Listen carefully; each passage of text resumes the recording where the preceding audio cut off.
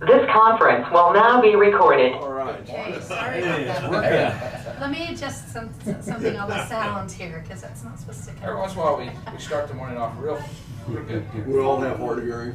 Usually we'll wait for that to do the flag salute, but That should be I'm not coming sure from if that I remember direction. the words to the pledge right now. Does anyone need a bathroom? Well, good morning, We're good. Marion County. We'll start this commission meeting off with the flag salute this morning, and then we'll get into the meeting. I pledge allegiance to the flag of the United States of America and to the republic for which it stands, one nation, under God, indivisible, with liberty and justice for all. And I think our county clerk is under control now. Yeah. So, I noticed it was right behind you, so. yeah. Yeah. Blam. Wipe that I'm sleep so on your eye. sorry. That's all right. Well, I'll call this commission meeting to order, and we have a couple things right off the get-go before we get into the regular meeting. One is a public hearing on limestone between Highway 50 and 70th, or 80th, between 70th and 80th of Highway 50. And the other one is a public hearing on the bridge at 160th. So we'll get into the first one on our agenda is Limestone Road between, as I described, Highway 50 or 70th and 80th Street in the south end of the county. When we say review the section of roadway, do we have any pictures of exactly of it? Oh, right up there. There we do. So Yes, here's 80th, okay, here's Highway 50, and it's this 1 mile of limestone. right here. And currently, it's not passable, it's been blocked off. Correct. But there's not been an official final action to close it. Okay. I'm going to open it up. The way we go through here is I'm going to open the floor up to the public comments. And if you'd like to make a comment, I'm going to have you come up to the end there so that the public can hear it, and your name and where you and your address.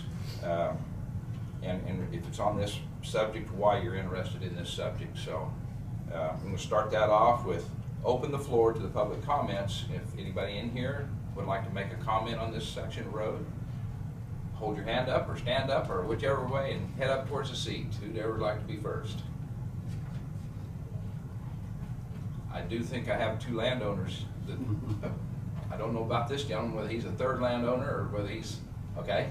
Are you his son? Yeah, I'm his. Okay. All righty, well, I have. Did you raise your hand?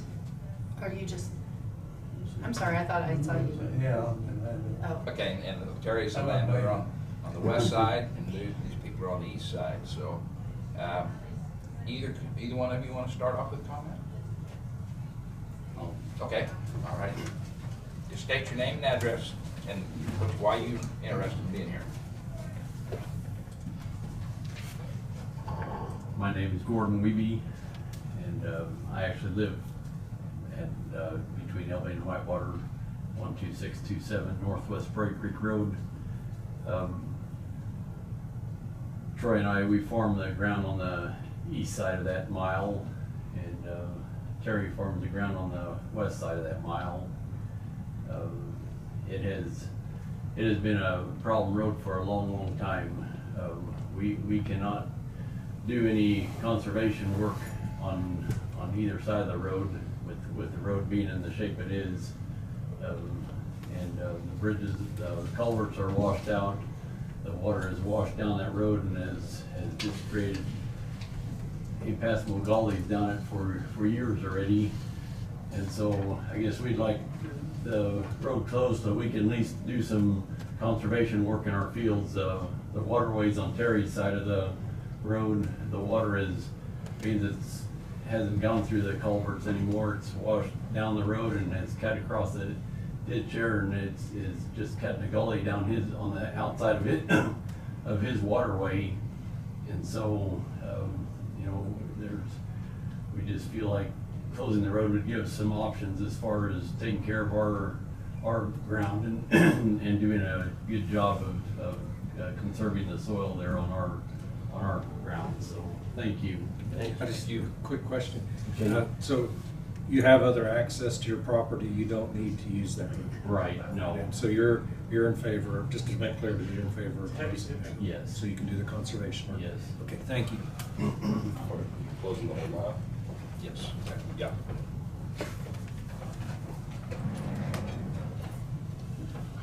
Any other comments?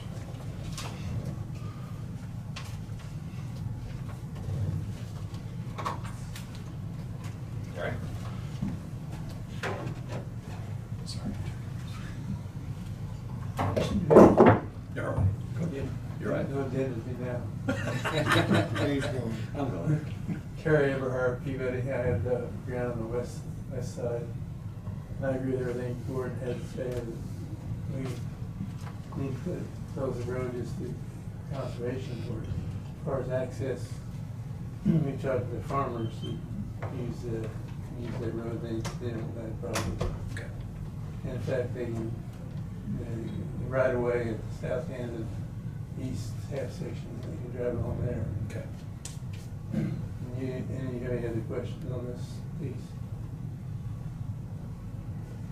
Randy, you got any comments? I'm going to, after I've just opened it up to the public first, then I'll close the public, and then No I'll. questions on anything? Thank you. Thank you.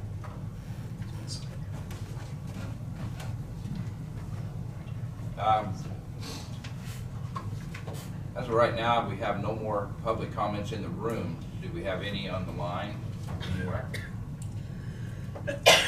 There are no public comments No on public that. comments, okay. With that being said, then I'm going to close the public section unless we ask one of the landowners a question. If any commissioner wants to ask a direct question to a landowner, that's fine.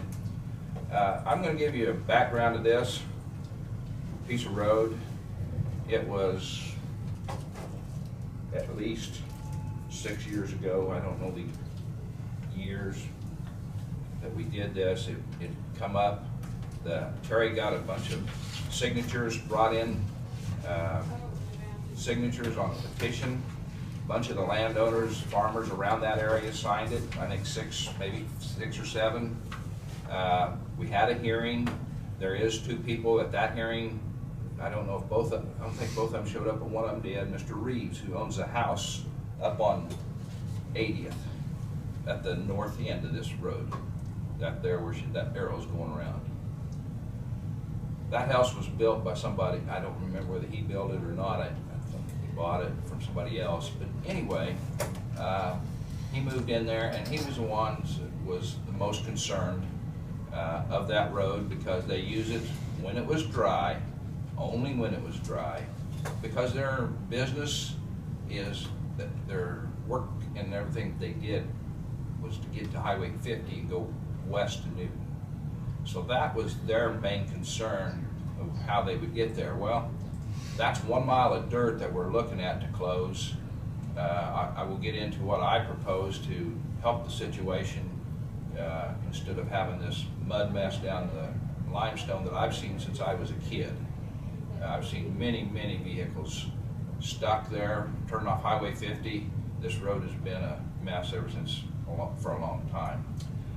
But we closed it, and I guess I'm the problem, because I wanted to work with Mr. Reeves and give him a chance. We did not get the proper paperwork signed, because I said, let's see, he had a couple suggestions he would like to have done, but they never come about on working on that road. One of them was even he was going to rebuild the road, rock it himself, but that never come about. The other one that uses that road quite a bit, it's about a quarter, maybe a half a mile to the east of 80th and Limestone, the Seenies.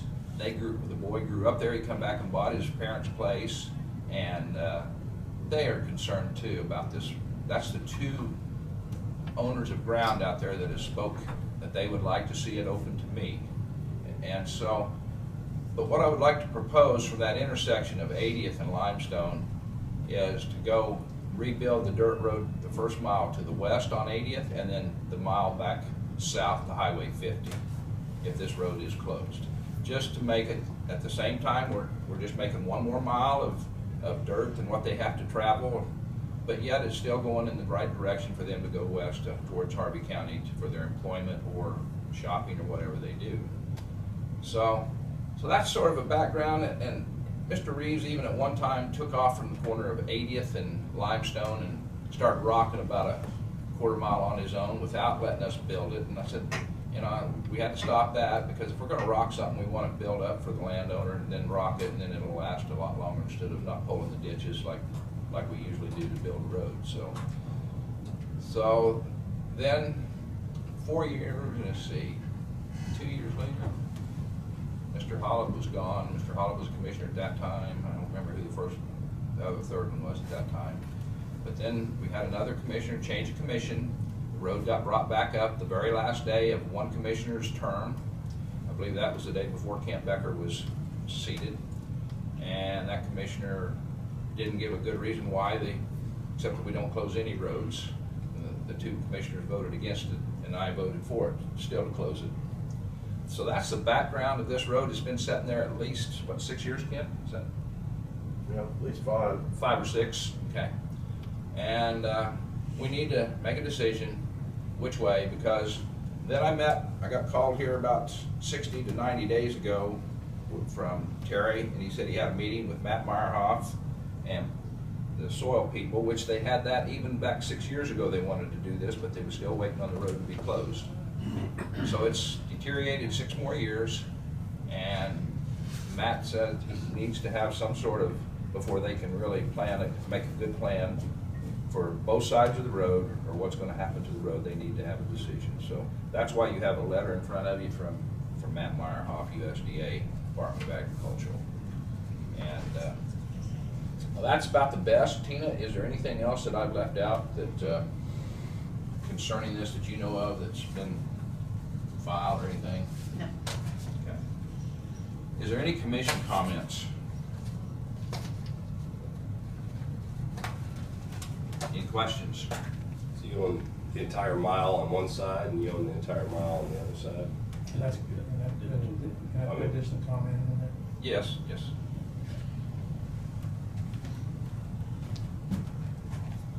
Where you see Reeves' driveway going in from the intersection of Limestone and 80th, Yes. he's, The angled one, yes, the angled drive coming in. this is appearance only, no verification. Somebody came in here, Reeves, and put gravel up to his house, kind of an angle here. Reeves comes out of his place from here now instead of here. He can still come out of here, it didn't block it, but he put heavy gravel from this But that's on his personal property. personal property. Personal property. He So did make a he's- roadway back to the east, so Yeah. that, I suppose, to get out for when it's muddy. We didn't do nothing, did we, Bryce, at that time, for that road that he's talking about? Not that I know of. Yeah, I think it's all been done personally. So, if there's no other comment, commission comments, any landowners comments, any other comments?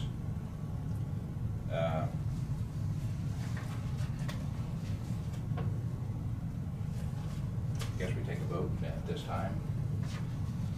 I would make the motion to close and vacate 1 mile of section of limestone between 80th and Highway 50th, otherwise 70th, Section 36-21-2, East Branch Township, and Section 31-21-3, Catlin Township in Marion County, Kansas. That's my motion. Second. Second by, I think Kent said it second. First, any discussion? I will ask you by name, yay or nay. Commissioner Mueller. Aye. Dave Crowfoot. Aye. Kent Becker. Yeah. Jonah. Yeah. And Randy Dalkey, yay. That's 5-0. Road to be closed. Okay, so on that report of viewing, then you would mark that you're to be closed on there. Okay? And then everyone signs that, and then you'll still need to adopt the resolution. Now, I guess I would like to ask a question. Close, not vacate. Yeah. It'll be closed and vacated. Why? That's the way the resolution Okay, is. and that's what, Vacated. Makes a difference. yes. Yeah, makes Both of the ones today are Vacates. vacates. Okay. And it does preserve any easements for Okay. utilities or Which we can't, we're statutorily required to do. Okay, and Okay. the only reason that I had the question about it was, I totally understand what they're saying with erosion control and everything else is, but are we gonna allow them to do the terracing through the road and everything else? That's why I'm asking. basically the fence line goes back to the middle of Yeah, the road. of the Well, there is no fence Well, yeah, right now. but if there okay. was. And that's why I was that just would curious, split you know, just to verify. With the vacation, and you know that, Russ, but Yeah. with the vacation, basically at that point, the property is, vests fee simple in the owners Yeah. of adjacent properties. We're done. Okay, The only way we take it back is as we go through a condemnation proceeding, is should we ever need it again. We do have the ability, and we maintain that for an easement and the right to go ahead and, if we had a public line or some need for Fiber it. optic Yeah, or exactly. something that had to go through We there. would be able to go in and do that at any time with notice to the owners. And they need to be aware that they're the subservient tenement on that.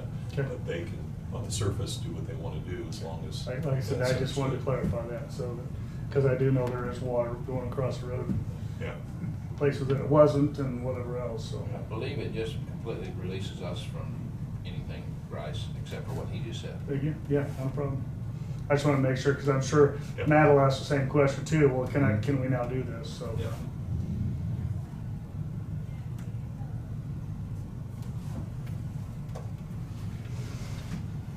This is a board viewing. Now, in the resolution, it does say closed and vacant. Yeah. Okay. I was just freaking out about. Hmm? Oh, that's funny. Oops.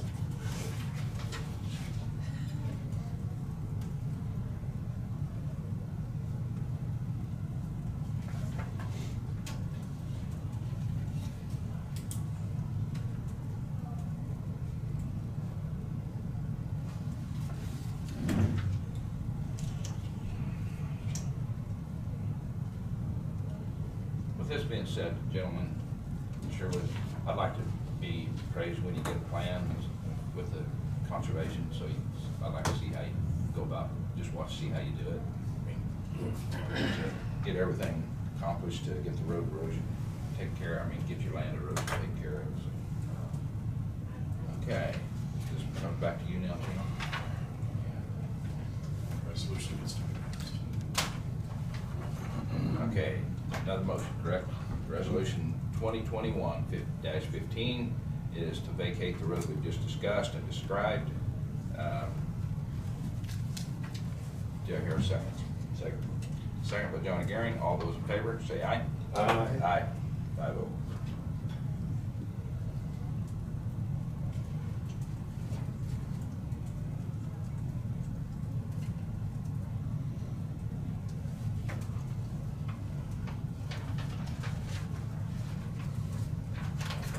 Up on those numbers, aren't you?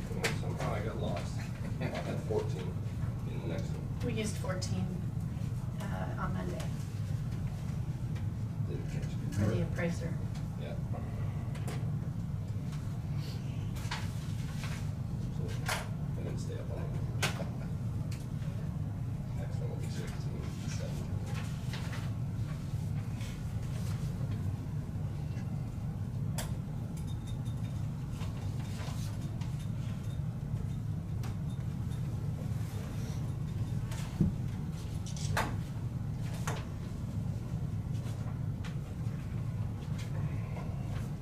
Oh, a couple of yays, it was not.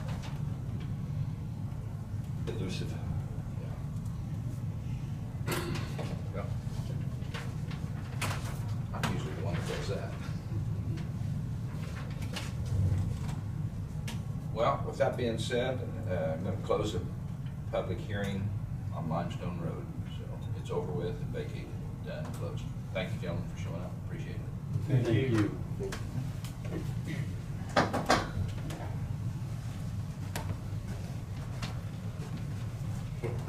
Yeah. I don't know how many people are gonna show up for this one. Felt like they were gonna put a bridge back in. Yeah. Now, wait a minute, the bridge is still there. What? Yep, I got pictures of it. No, Just- no deck on it or whatever else, but. Gina. I did get a phone call from the property owner here Okay. yesterday, and they asked if they needed to be here, and I said they're welcome to come, they don't have to be, and they had another appointment, so they decided they weren't gonna be here, but Did Did they express anything? Well, just that the road has effectively been closed for years and there is no bridge deck, so Yeah. it's, this is just really administrative because we couldn't find any record of the actual paperwork being finalized on this one. So on Okay. this particular roadway, it's even on the map as it doesn't show a road there, because the map has the roads in blue and you see it pauses there. Yeah. And so it's well known that that is not a true roadway anymore, Okay. but we have done the paperwork to close and vacate beginning 515 feet east of Sunflower, which is just past the driveway here, and to go all the way over to the east side of the Cottonwood River. And you can see the bridge in this photo, real, Yeah. Mhm. Yeah, Um, yeah, Oh, yeah. yeah. see, right there, but there is no deck on it, no floor, so it's basically just open to the river there, so. Sure, it Well, wouldn't take much to put it back on, no guys can do that They build fishing dock out there. You coming out to help? today. You don't betcha. Yeah, It's a you'll be nice right day there, for won't it. you? Is there a power line along that road? Do I see Yes. that? Okay, so there are utilities along that vacated road. I believe it's Westar or Evergy is the, They still have access to their power line? yes. That's the reason for the statutory requirement that the legislature put in place Right. years ago. We can never even vacate anything without reserving that right Yes. legally. So, Hey, but, well, just, so they've got the right to go down to service or? Yeah. Service. yeah, we hold the continuing access, ingress, egress, in the document that you will pass, assuming you approve this, for that purpose, each and every time. That language is always in there. Okay, I'm gonna. Realistically, they'll have to come in on the landowner's probably. Yeah, and landowner, when it's filed of record, if they check with the registrar, they'll see that Yeah. they're what they refer to as a subservient tenement. They have a duty to allow Good. that particular access perpetually. Good. And this particular landowner, I know they've worked with this electric utility company before because for tree trimming. You walk along the edge, it gets kind of now. Yeah, I think it goes to the house. Yeah, Yeah, that's usually part of the reason. Well, actually, but I mean, it does go all the way through there. Oh, yeah, but it's their power too. Yeah, real power. Usually that makes a big difference. And It's a and I historic can, structure. yeah, well, it's like, Tina started asking about this. I talked with a former blademan that's now back with us, and he said he remembers it closed back in the early 70s. And it has never, nothing, like Tina said, we've never found any official information for it. Just quit using it. I think at that time, the ones that they wanted to be open, they replaced, because there was a number of bridges just like that in Marion County, one right by my house Yeah. that came out about that time. Yeah. I could take you, this picture could be used at the end of Main Street at Peabody. Yeah. And it's the Yeah. same one. Yeah. Exactly the same thing Yeah. you're talking about, it was in the 60s, because I fell through that with this truck, grain truck from a wreck with J.D. Gaines' equipment back in the late 60s, so Yeah. that's when it was closed, so. Yeah. Yeah, but same thing, very same type bridge. Yeah, they had a member. Do we have Well, we had seen any it come out. liability in regards to that, something like that sitting there? Well, on your action today, yeah, there's really not anything that we have any requirement for. At that point, you've abandoned and vacated, so. It doesn't need to come down. No, at that point, the property owner inherits The structure. Structure, Half of it, Steel? yeah. each side. So they want to cut up steel and make some money, I guess. Each side is half. For what they would- I'd pick it up somehow and haul it. So we For- pay money for that. Yeah. For what they'd have to do for the size of the crane, because Oh, it's yeah, get that out there. It's a fracture critical bridge. Once you cut one of the trusses down, goes the whole thing. So the liability, well, I say the liability, the environmental aspects of it, working in the Cottonwood River, and so, Okay. yeah. That's why it's still standing there, I can almost. Yeah. But what Kent said though is there's a 25-foot drop off at the end, right off where that picture was Yeah. taken, where you're standing. Where the and- abutments are, yeah. And then a drop off of 25 foot in Peabody. I don't know about that particular bridge, but the one there, and I just stopped Saturday. I saw a strange car down at the end of Main Street, and all they was doing was standing out there on those woods, just looking at the creek, where it had been up, and that's all he was doing. I said, folks, I said, I don't know whose responsibility it is here, but I said, I'd sure like to see you back off that bridge and stay off of it myself. I said, I only own half of it myself, but the other half is either cities or Rock Bakers. I don't know whose it is. So, but it brings up a point though.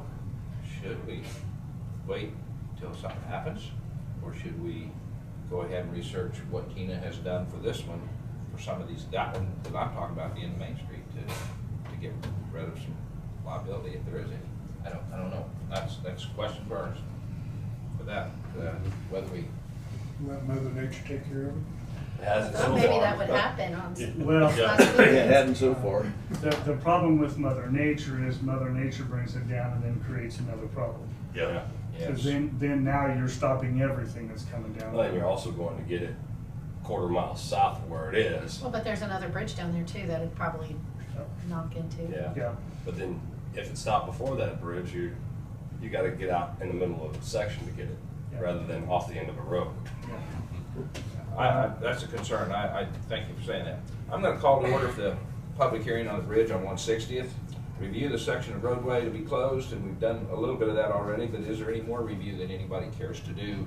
I think we've talked about utilities, how they're going to be serviced, and this bridge area there, the landowner is working with the utility electric company to do that, allow that. We have no public comments on the floor. Do we have any online? No. Okay. Nothing in either place, so I'm gonna complete and sign the viewing for the road. So this is, you would take your vote as whether it should be closed or not, and then fill out this Okay. report review. Close the public comment. Yeah, close the public comment. Oh, yeah, later. I'm gonna make a motion for section of 160th Road beginning 515 foot east of Sunflower and continuing the distance of 1,500 foot to the east bank of the Cottonwood River to be closed between section 17-20-04 and 20-20-04 in Center Township, Marion County, Kansas. That's my motion. Second. Second by Jonah. All those in favor, I will again say by name, Commissioner Dahlke, aye. Commissioner Garing, Aye. Commissioner Becker, Commissioner Crowfoot, Aye. Commissioner Mueller. Aye. Aye, 5 ayes, 5-0. Should be closed.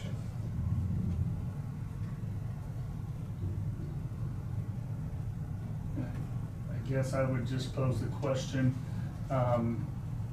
the liability and responsibility of the gate and fence that are across there now. Now, you said that was actually done by Evergy, I believe. It does have a chain and padlock on it, even though the information she saw said it was not supposed to have a padlock on it. Just throwing that out there, where that liability or responsibility comes from. Depends on where those gates are, and that's all just gonna be survey driven. If now with this vacation on the legal description that we have, it becomes vacated and held by those adjacent property owners, Okay. then it becomes a matter of negotiation between the private property owner and Evergy.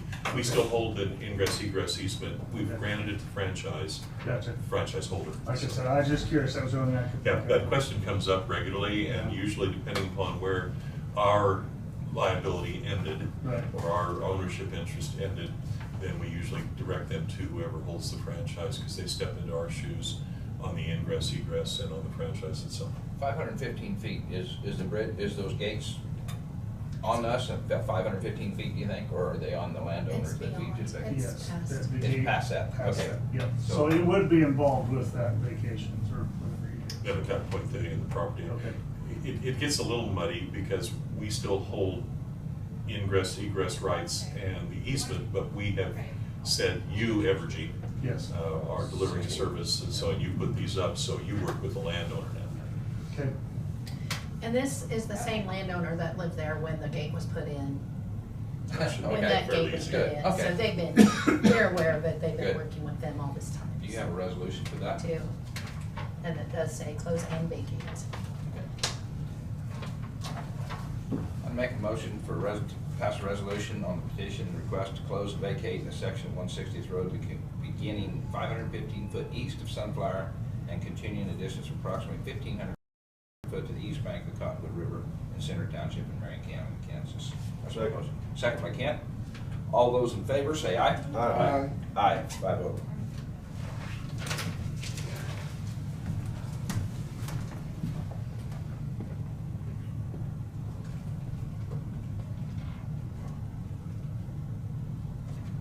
Now, as a good chairman does, he's gonna remind you to check your yays and nays.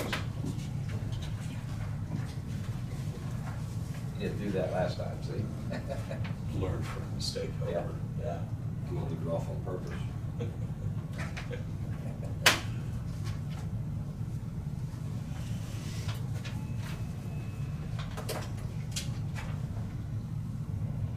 After that's all been signed and handed back to you, is there anything else, Tina, that do our close sale right out? No. Regular meeting?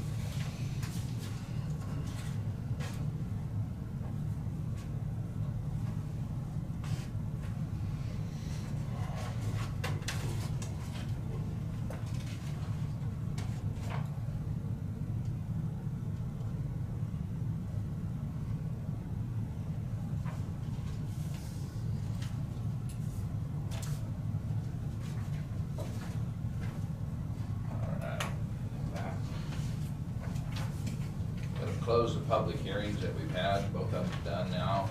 We're gonna open up into our regular meeting.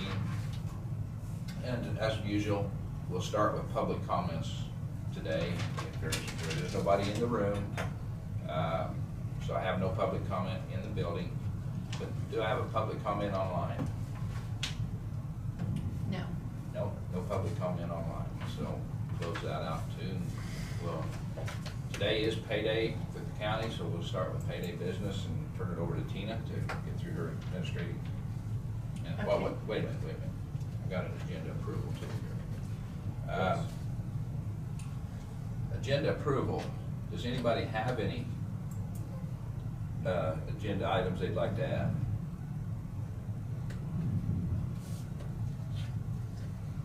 Commissioner Crowfoot, do you have anything you'd like to add today, or is it not today? Yeah, I'd like, during the health department's agenda, I'd like to add Okay. something about the trailer.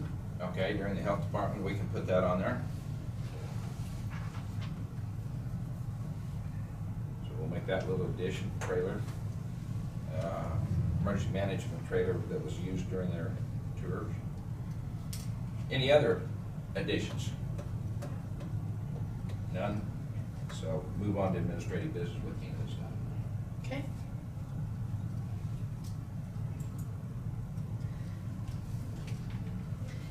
In your packet, you have the sales tax information, and the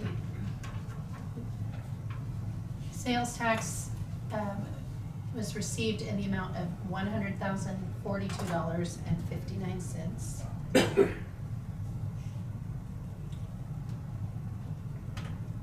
I've got a question. Do you know where the sales tax comes from? I mean, what is generating all the sales tax? Car sales, grocery sales? All of that, Okay. but we don't receive that. I don't know if Janine has It's not any more broke down. specific information, but I just know this is for sales that occurred during the month of Yeah, April. it's just amazing. Someone from the vehicle office did say they've been doing a lot of title work, so a lot of people have bought cars recently. Well, I think that's a big improvement. I mean, I'd have to hold my hand up. I donated through April, May, somewhere in there. but I Yeah, don't we know did which too. one it was. Cabin fever. Yeah. Everybody went out and got a vehicle. Yeah. If you can find it. Yeah, if you can find it, yeah. Yeah. So, One, two. this is the second time that I think that it's been over 100,000, but I can remember my commissioner career. The other time was with the pipeline sales tax that they generated, combined pipe and things, so. Must have been before 2014. Yeah, it's been a while back. This 10 years just went off, so it's been a while back. It was quite an increase, so. All righty. Just want to thank the people of Marion County for shopping. Well, shopping Yes. local, Yes. and even shopping online now helps. Oh, true, Yeah. like you said. Better than leaving town, it's still better to shop online, so. Okay. But I'd rather you shop locally. Let me just make that clear before the newspaper tells you apart. Okay.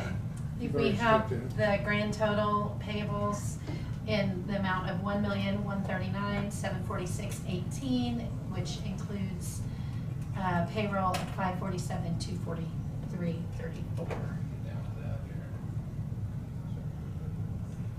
And we had no separate approval. We didn't have any Western Associates or Alcon invoices this time. I can't do that. Oh, okay. Neither can I, so.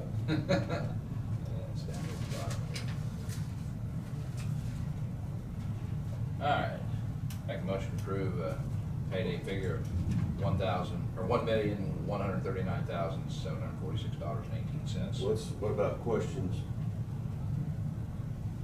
Have you get a second? I'll give you a second, then we can take discussion. Okay, have a motion and a second, and we'll have discussion now. Kent, you have some questions? Yeah, well, it's probably better if Bryson was here, but I did have a couple questions on page 19. Get to it here quick.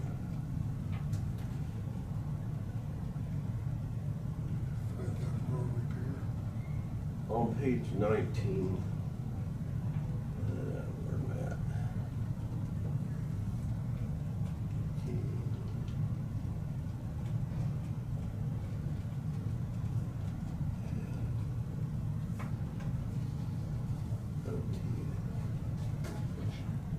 Yeah, I'm getting here, my things are getting spread out. Did we approve a contract for tree removal? Yeah, We did. down all the paved roads. Okay. And then my other question was, I noticed we had a big dozer bill, and I wanted to know if that was on our new one or the old one. That would be our 6-way. Where is that one? Do you see? Dozer Doctors, Okay. about halfway down the page, 11,000. I'll check and see if it says on the I was invoice. just wondering if that dozer was still under warranty. I don't know. Not that, we just bought it Yeah. 2 years ago. Yeah. Repair. Well, that's a pretty good size Yeah. repair on that for being new, or fairly new. Well, I heard of something, a truck that went to Williams, I just heard of that, one of our trucks went to Williams, it was a $10,000 or $11,000 bill, I thought, that's when you said 11,000, I was thinking that, but that was a truck. I thought that would have had a pretty good warranty on it. Yeah, I guess the name says Dozer Doctors. That doesn't mean it was that they Well, were on a dozer. Yeah, I mean, that caught my eye. Right? Maybe, That's and maybe it's not. It made me think that too. Just the mower. Maybe you're right. Maybe it's the truck. No, it went to Williams, the only one I know of was Williams. Williams is on there too. That's 14. 14,000. Yeah. Yeah, I knew it was up there.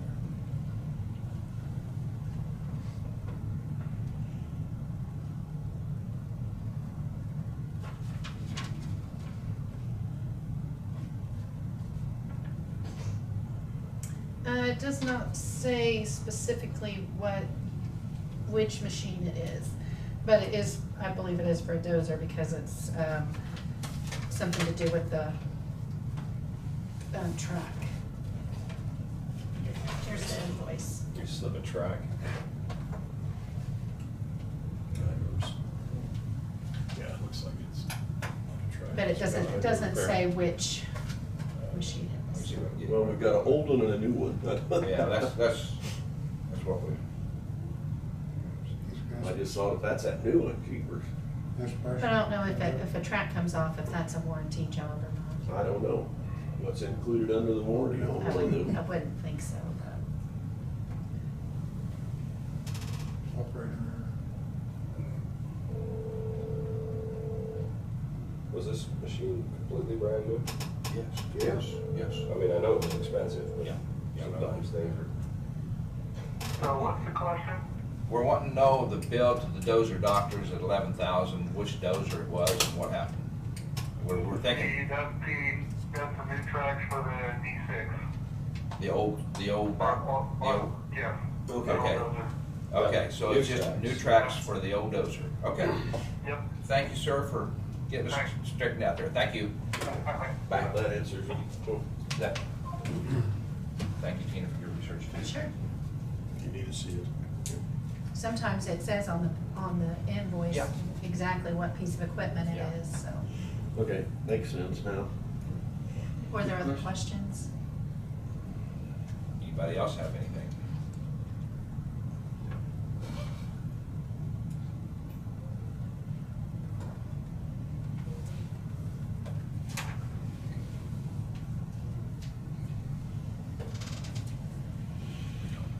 With no other questions, we have a motion on the floor, me second by Jonah. All those in favor to approve the bills and payments, say aye. Aye. Aye, 5-0. Okay, the book and the payroll board are here for your Yeah, okay. signatures. This is something about to. Yeah, Yeah, I'll get it. Take care of this one. yeah, that's the comp time.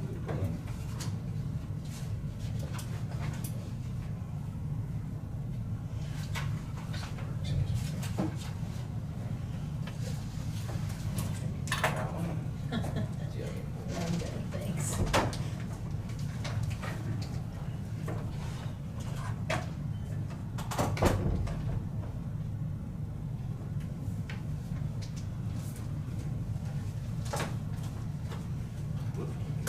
Keep that down. Papers everywhere. 15,000. Pick it up.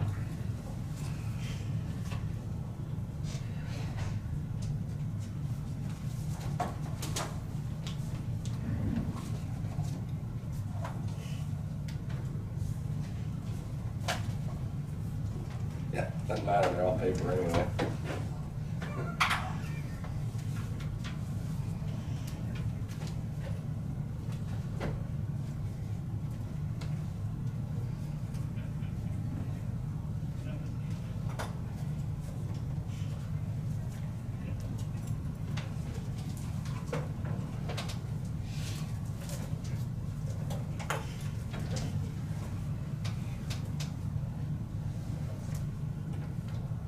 Okay.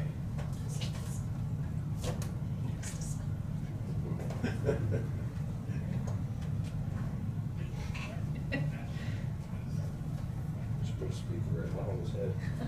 I need to check on that speaker and see why it's turned up so high. I don't know. I'll set him here, because he needs to sign it. Yeah. That way he won't be offended. Okay. Next thing I have are the minutes of June 28th. Do I hear a motion for approve minutes of June 28th? Make a motion to approve minutes of June 28th. Do I hear a second? Second. Second. Jonah made the motion to approve the minutes of June 28th, and Dave seconded the motion. Profoot. All those in favor say aye. Aye. Aye. 5-0.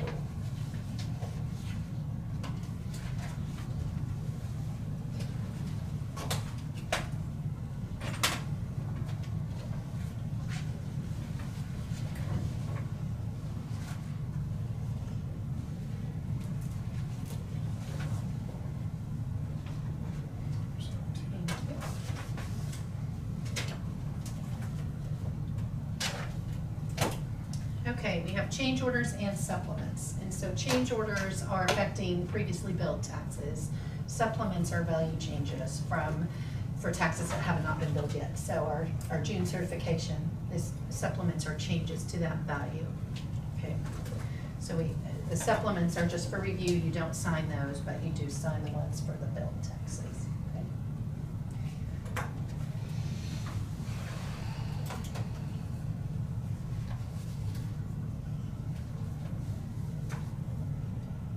I'll let you guys go ahead and start the review through there, and I'll start signing.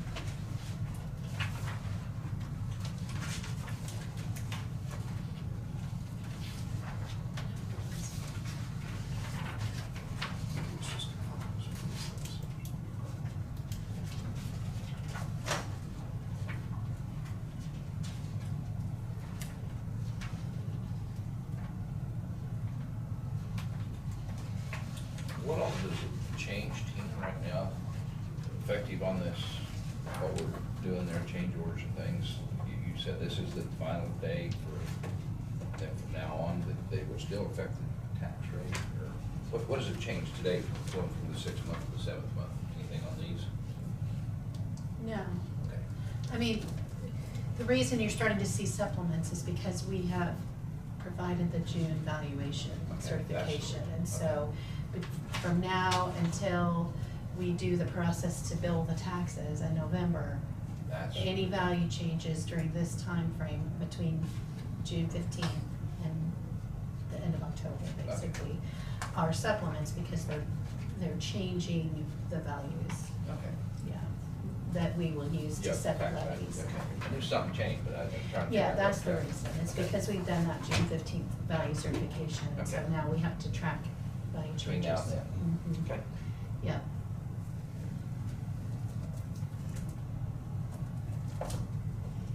And we'll still have some change orders because there's still Yes, being appeals yes. to taxes that have already been billed out Yeah. from previous years.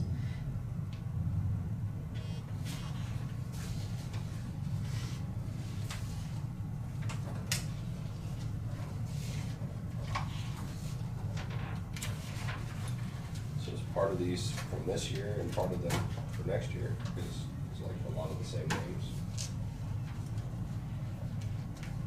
The tax year should be showing on each Yeah.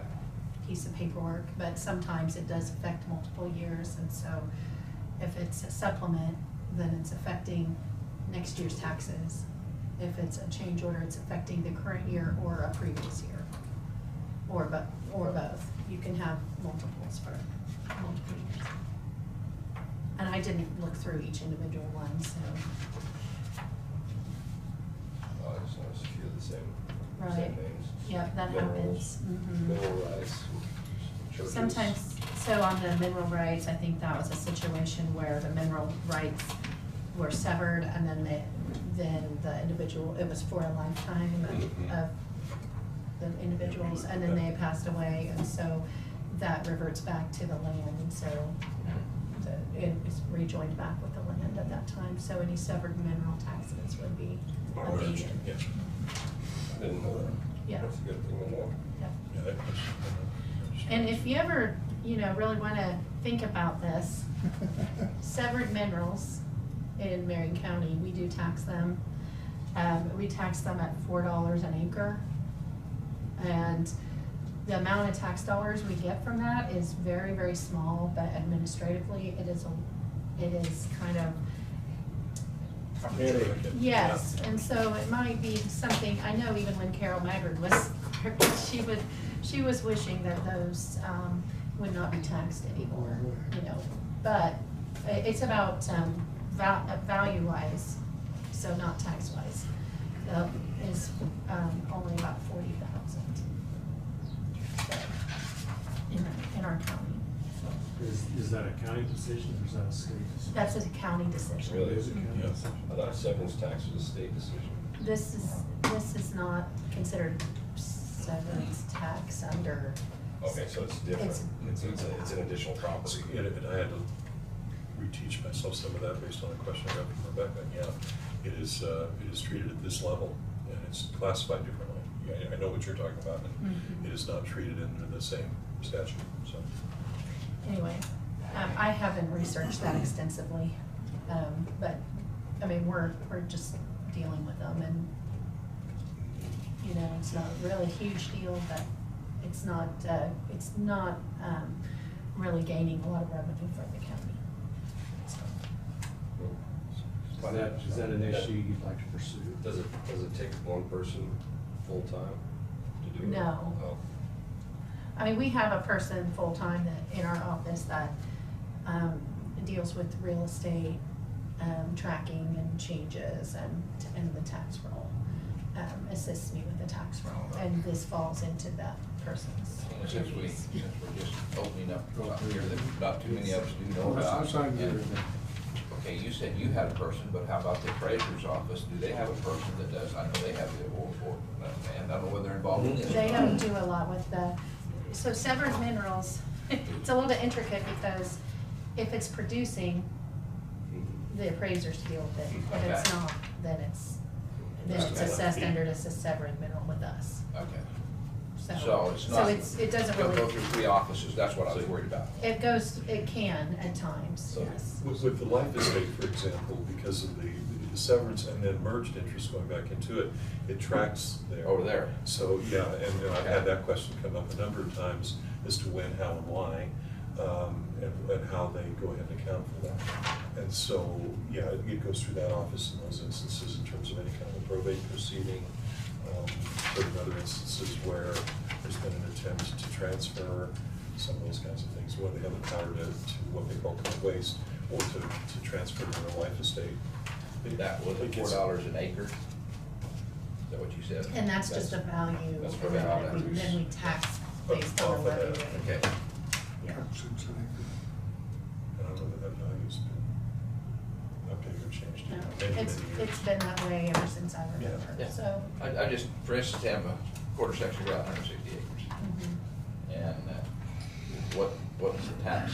If you have a severed mineral, we would take $4 times 160 acres and then apply the levy The rate levy rate. to Levy that. Mhm. So it's a way to $4 tax. establishes a value. a tax on the mineral owner, rights owner, Mhm. and then the landowner pays the other tax. The real estate tax, right. So, anyway, just No, thank something you. for you to be Thank you. aware of, Well, that we are doing in Marion County that not all counties do. Mm-hmm. And it's not hurting us really, but it's not gaining a lot for us either, so. I wish it had been split the mineral rights out anyway. It creates a lot of complexity when you're doing a trust. Oh, yeah. Yeah. Well, We get to deal with the farmer that still owns ground Yeah. and no mineral rights, then we get to go in there and tear up his crops to Yeah. go get something fixed. Yeah. It just isn't fair. And then if you have an owner with a third interest, and then you have the tenant with 2/3, and then you have a mineral interest holder separate from that. And you Oh, yeah. deal with all of that, especially when you're, coming in with a utility, kind of an issue. I have been through that repeatedly. And you know the one that always gets that good deal? But they It's the might. geologist. Yes, that's exactly right. yeah, I think They saw that it for the first. most part, the attorneys and Yeah. some of these other We get professional people nothing. get. Thank you for stating it like it is. I cannot believe you would say that. I do want to mention, Yes, I- like, on the sheet that's in your packet, Okay. if I was Everybody just gonna listen. show you how this is kind of configured. So, at the top, we have our valuation of the 160,505,000, which is what we certified in June. And so then we're tracking by type what has changed. And so these supplements that you reviewed today were mostly real estate. There was some severed mineral. And then we had an increase of assessed value. There was a utility company that had underreported, so we captured a little bit more on state assessed value. So our total change in value as of today was a reduction of 97,799. And at the bottom, you can see what that does to our, our value. So we have 160,407,206.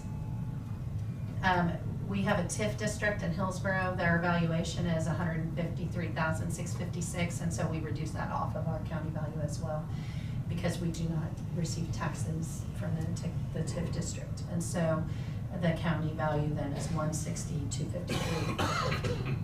So this is the sheet that'll show you kind of what our values do in between now and November. And you'll get that in your packet each time. That's where, the TIF district is where our ambulance is going.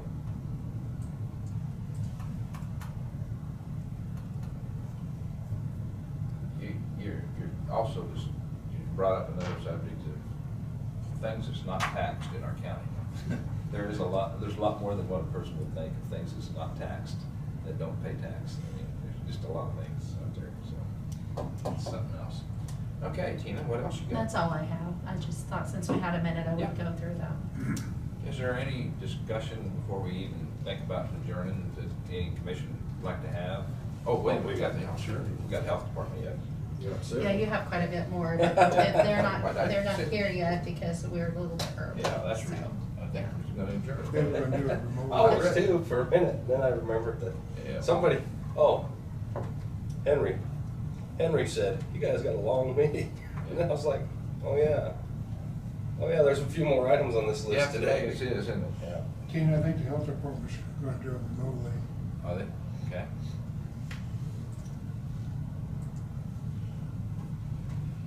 Mhm. Well, I guess I can see if they are available. Yeah, might as well move on if we can. 10:15. Yeah, if we could, but road bridge, we thought it was gonna be somewhat quick. I don't know how long it may be.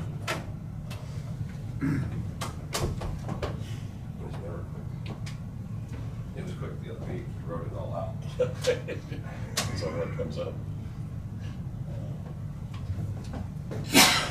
How quickly we've deviated from payday. Yeah.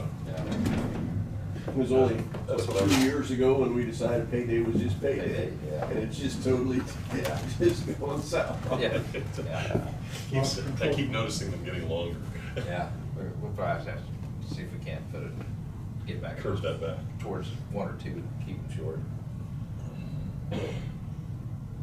Well, it's gotten to the point where you have to have 5 meetings a month just to try to take care of it. Yeah.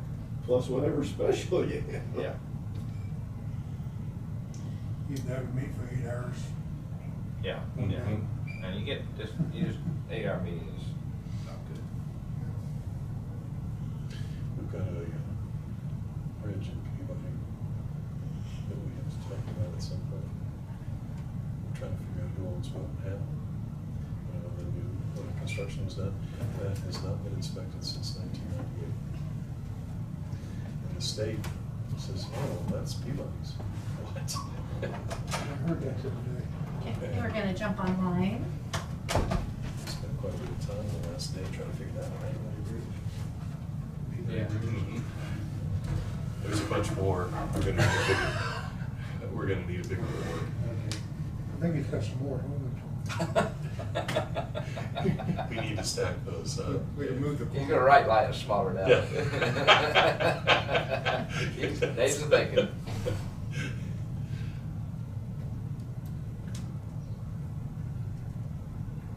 I see that Wanda is signed on the meeting, so. Okay. Yep, you got it. Watch where he puts that marker. They told me to put it He up. keeps that to himself. He had permission. I got permission. He had permission, he's safe. You just made me think of something funny, Jonah. More kittens?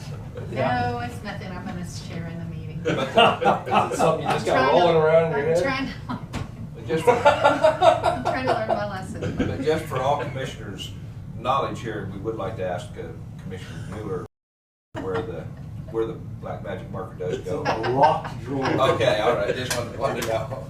I was trying to find some Velcro to put there. At least he's not using permanent. Yeah. I think somebody's on. Okay. Speak up. Hello, we're here. Yeah. All right, all right. We can't see you. We're gonna call you in here and just go ahead and open up. This is the health department. And who do I have speaking for the health department? Wanda? Can you hear us? Good morning. Morning. I'm here with Jess. This is Wanda Monica. Okay, And we Wanda. just wanted to say a few words about our vaccine tour last Wednesday. We traveled, 3 health department employees along with Commissioner Crowfoot traveled to 7 locations in Marion County, and those locations included Tampa, Lincolnville, Florence, Burns, Peabody, Gossel, and Lehigh. We were at each location for 1 hour. The route was planned by health department to include the travel time in between each stop. And the planned route worked out really well. We arrived at each location on schedule. We used the trailer that was purchased with funding from a state COVID grant. And county residents were easily able to find us, and vaccinations were given in the trailer. We were really grateful to have the trailer and the protection from the wind and the sun that day, and actually worked out really, really nicely. And we got some nice comments from community residents who participated in the vaccinations. So we had a total of 26 vaccines that were given, and we served residents at every location that we stopped. Good. Is there anything else? Keep it going. This is Jessica from the health department. Okay. We really appreciated the ability to use the command trailer. It was a nice presence in each community. People saw it. And I think it's a good way for the health department to be seen in the communities. And it's just wonderful public relations. It was really great to have that vehicle to use.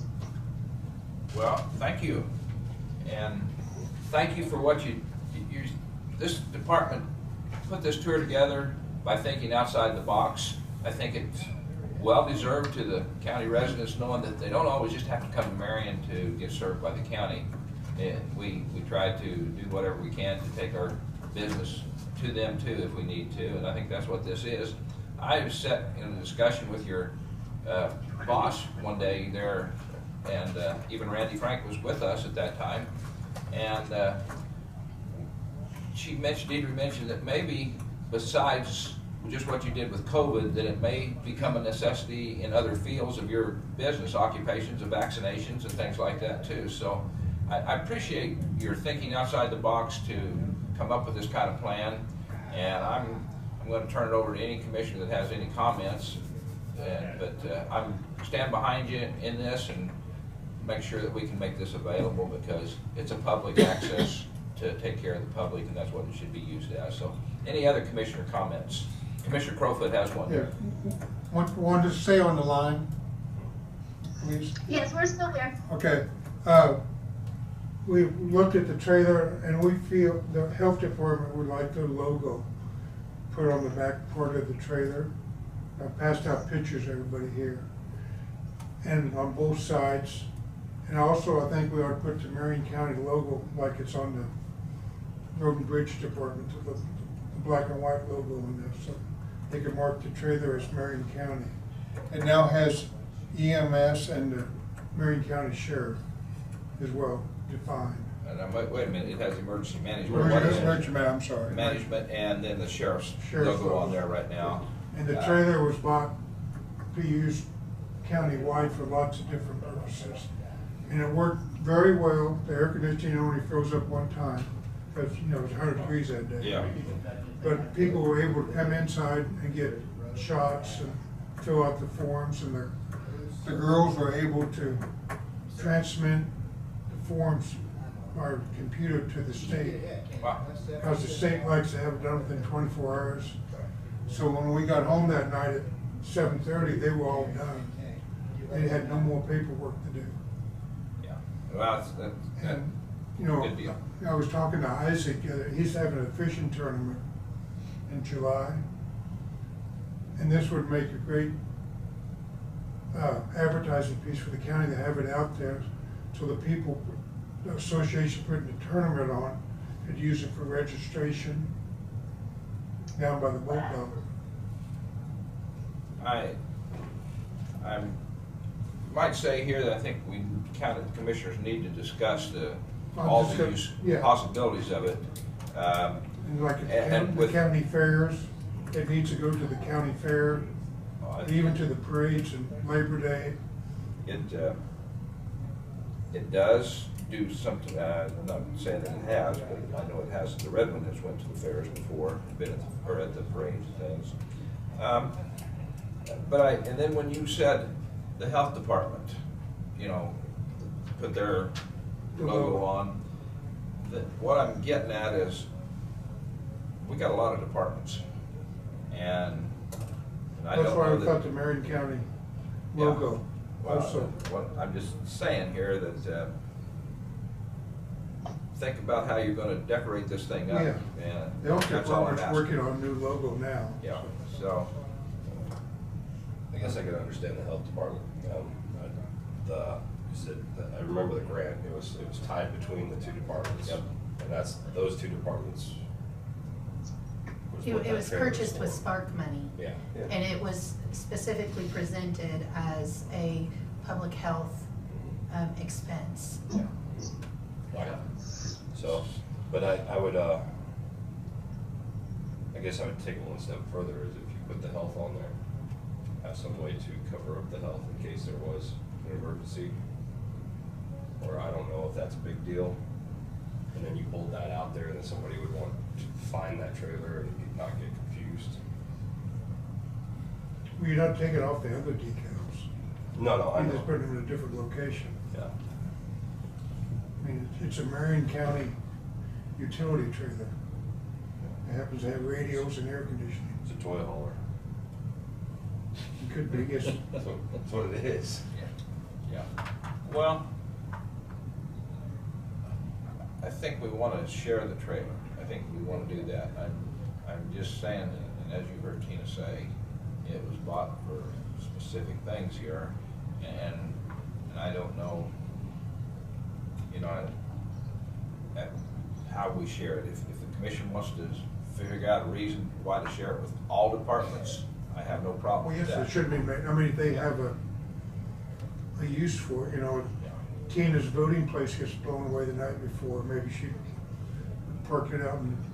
Well, Oh, God, that's right, the courthouse, jeez. well, even beyond that, you know, for a mobile polling place Yeah. to travel to the different communities that don't have their own poll site in a time leading up to an election, I've long wanted to do that, and we haven't had the ability. Okay. So, Wow, there's just all kinds of Oh, things yeah. that you don't think of until you talk about it, and that's what we're doing right here, so. I just feel it needs to be out in the public view. It needs to drive by more often than it does. I don't know the radio setup in it, you know, It's got 3 different bands, I mean, which that's all for the police department. well, and that's what I'm saying, whether it's can be, you know, locked up and stuff like this too, so that it's out of sight, out of mind, whatever. Yeah. Well, But it's like any other piece of equipment that we have. If we own it, it needs to turn the tap a little more often. Yes, yeah, yeah. We've got some equipment that it's hard to justify why we have it. Oh, yes, yes. So, no, Dave, this is good thoughts, good conversation. Yeah, we're gonna do it today by this one, everybody's been thinking about it. Right, right. And it's proven itself already just with this little tour that this health department did. Yeah, we were able to pull into a town and be set up and ready for business within 5 minutes. Yeah. And that's Because they didn't have to tear That's what it's down. designed to do. They didn't have to tear down inside it. That's what it's designed to do, is to get set up and be able to be Had to used. put the so. flags up and get the folding chairs for people that want to sit outside for 15 minutes. I think maybe the best way would be to put this and discuss this with the caretaker, which is Randy Frank of this. Yeah, yeah. And so maybe we need to put that on decision, and discussion, and thoughts to make sure that Randy's on board with us and stuff like that, so. But I do think the Marion County logo should be on there to identify it better. Yes, yes. Nothing else. Yeah, and that's Because the where spot I'm. on the very front of the trailer, it could be by itself, the Marion County logo. Yeah. Yeah, we'll have to decide Yeah. that, but I do think that everybody's in favor of getting Marion County on there. I just want everybody to see, you Somewhere. know, this is how we set up in each town, kind of Cool. just parked in the middle, or out on the main street or by the stop sign and jumped out and did it. Thanks. And I want to thank the 2 girls that's on the phone now for all the hard work. There were 3 of them. Yeah, I think we all feel. Yeah, we left town at 7, got back at 7. Cool. Well, sounded like it was planned out very well and everything, and Dave, thank you for joining, because I appreciate helping on that, so. And they have some other thoughts that needs to be discussed when Deidre comes in too, with Yeah, vehicles and they things, can so. see flu shots in the small town. Is there any final comments from the health department, Wanda or Jessica? We really appreciated this, Ms. Jessica. We appreciated the commission's support on this. Let's try this. I think it was a great success. We appreciated the commissioner driving and coming along. That was just a wonderful support. We think it was a great success. We're dreaming up ideas for the future, so thank you. All righty, well, thank you and have a great day, and thank you for, again, stepping up, and if some outside thinking, put it to work, that's a good tool, thank you. Okay. Nothing else then with them, so that's done. Road and Bridge, Bryce. Seems like it's deja vu again. This is going forward. Do what? This is going forward. Yeah. Oh, thank you. You feel so bad. He's back. All right. Good morning for one. Good morning. Good afternoon, you know, so. First of all, I'd like to say, you know, publicly say thank you to all the kind words and prayers over the last couple weeks with my family. It's been very much appreciated. It's been very stressful, so. We got fuel bids today, area fuel bids. EPS had area 1 and area 3, and MFA got 2. So request approval of those for the month of July. So EPS is 1 and 3. Yes. Make a motion to go with EPS on areas 1 and 3 and MFA on area 2. Second.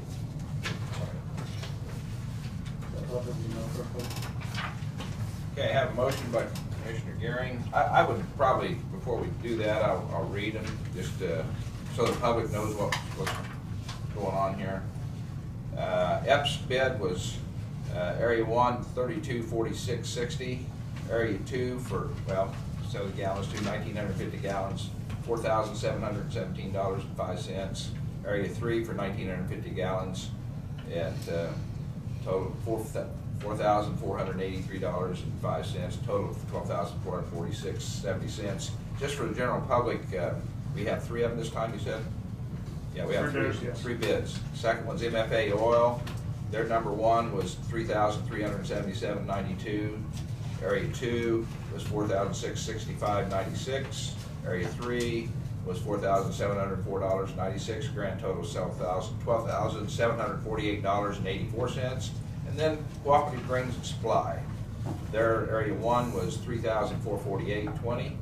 Area 2 was $4,802.85, $4,802.85. And their number 3 was the same at $4,802.85, total $13,053.90. But I believe you have EPS at what now? 1 and 3. 1 and 3? EPS 1 and 3 and MFA at number 2. Okay, EPS 1 and 3.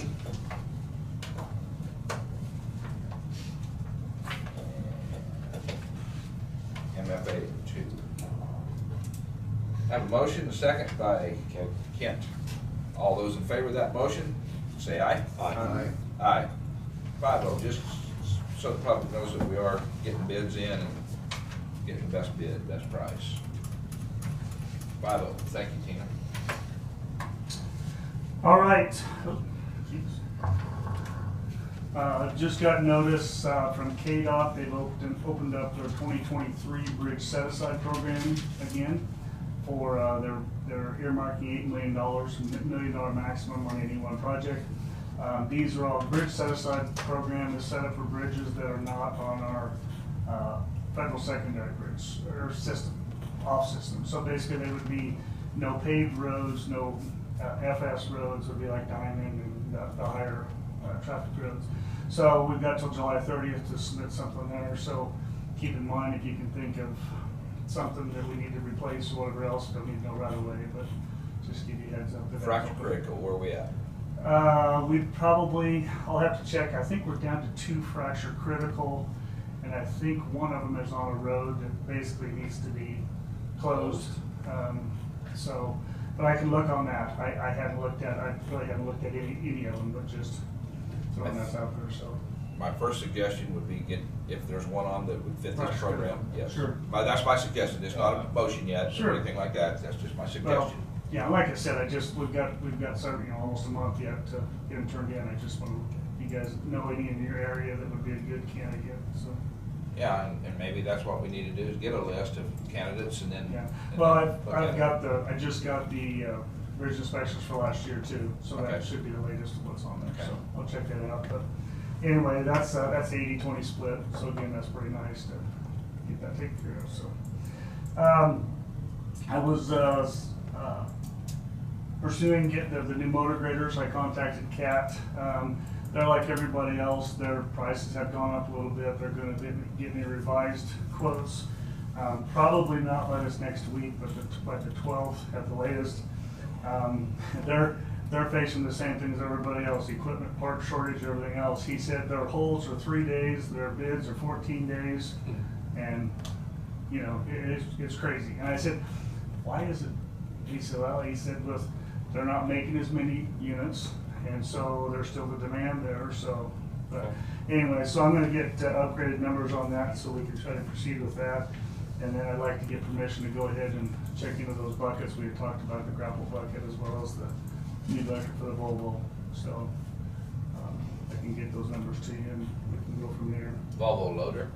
Yeah, we're getting a new general utility bucket on there instead of 4-in-1 because obviously we can load a lot more material and we're not really using that 4-in-1 other than a regular bucket.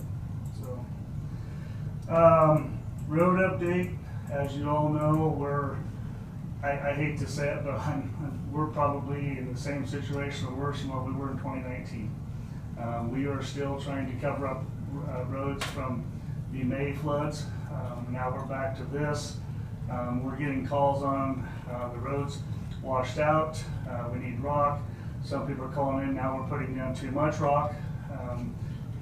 You know, it's just one of those things, but we're taking those calls and we're trying to get to it. We still have some roads that are have culverts washed out of them. We have 2 right now that basically we have marked with barricades because these structures have collapsed or undermined so bad. One of them is actually on timber, which is a paved road that it's bad shape. Of course, we've got some gas pipelines and stuff like that. We'll have a meeting tomorrow to try to get it worked out, but we're watching them daily and hourly just to make sure that they're holding up. But those are going to be some pretty time-consuming and expensive fixes. With the county declaration, we'll at least keep track of it. I don't know for sure if and when the last time the state didn't get enough money, so it did not go into a FEMA request. But there's talk now that they maybe put both of these together, depending on how much more damage. What happened downstream with all this water going down there, I don't know, but obviously it has to go somewhere. But anyway, we are keeping track of that, and obviously keeping the public as safe as we can, going over the top of these structures. So the blacktop road that he's talking about is 5 miles east of Peabody at the corner intersection there. It used to be called Watchmark Corner. Watchmark. Yes. It's out there in that area. It's paved. He's talking about. Yes, paved. Yeah, I know it was paved again. Yeah, that's a school bus route between Peabody and Burns. Yeah, it was dirt for quite a while, so. Yeah. This is south of Timber, or south of 60th. Yeah. North is rock. Yeah, it went back to dirt for a little while. Yeah. And then that They- tells you how long it went down. Been years. Yeah. This was really unique because we did not even realize that there was a smaller pipe down there. The bigger pipe was, I mean, it ran a lot of water. It was kind of partially plugged up, but this little pipe's a little 18-inch pipe, and that's the one that undermined. I have no idea how it happened, where the water came from, but you can look halfway underneath the road to see it. So it's the darndest thing. That's what. And all the guys are definitely, and we appreciate people calling in too, say, hey, this road is, washed out or whatever else, because I know some of them areas down there, it was just incredible amount of water. So, trying to remove some drift. Of course, both the backhoes broke at the same time. So, but anyway, kind of a mess. Nighthawk Road, I talked with them this morning. They are ready to start July 12th. Be a week from this, well, be week and a half in full bore, what the plan is. Last I knew they were still going to start at 3/30th to get that road done, and then they can start sealing that while they move down to Nighthawk. I still need to get the voucher as well as a change order to you. I should have that by Tuesday. Crushed concrete. Pretty confident he's not going to be done by the end of this week, but he did tell me yesterday that he's bringing in a bigger crusher that also has steel wheels on it, so it will move. So he should be able to crush more material, and obviously that's the biggest problem, is just moving the material around. So But anyway, that's the latest there, just, well, so. So he'll move the crushers to the material? It's easy, he may not be able to move all the material where he wants to, but it's easier to move in those processes. Otherwise, you've gotta move your conveyor belts and everything Yeah. else. And honestly, if you've got a big pile like he has there, that should help a lot. But, so, again, we're just watching that. I guess one of the questions I had is, well, first of all, even though I was on my way back, I did got a call Friday from Steve talking about all the flooding and stuff, and you know, special compliments to everybody who's out there. Those guys were out there till 3 o'clock in the morning on Saturday, just to make sure that people weren't driving down these roads. You know, I mean, that's, I guess it brings up the question to Brad is, you know, what is our liability for floods over these roads? I mean, they what? That's honestly the answer. Yeah. Is what? Force majeure. Okay, No, we okay, don't wanna say gotcha. that. Okay. We don't wanna say that. Don't wanna say that. They come back on us. I was just curious because, I mean, we're going out there and we're trying to put up signs to warn all these people, even though we have the cautionary signs that says road may flood. We can't legally, I mean, if they go around a barricade, they are violating the law, but I mean, if people do drive up there, and my point comes down to the fact is, even though it may be the right thing to do, but having guys sitting out there for that long a time, is that something that, you know. The general answer, so if it's an act of God, that's beyond our control. We're required to take reasonable efforts to safeguard the public in those circumstances. So we barricade, we sign.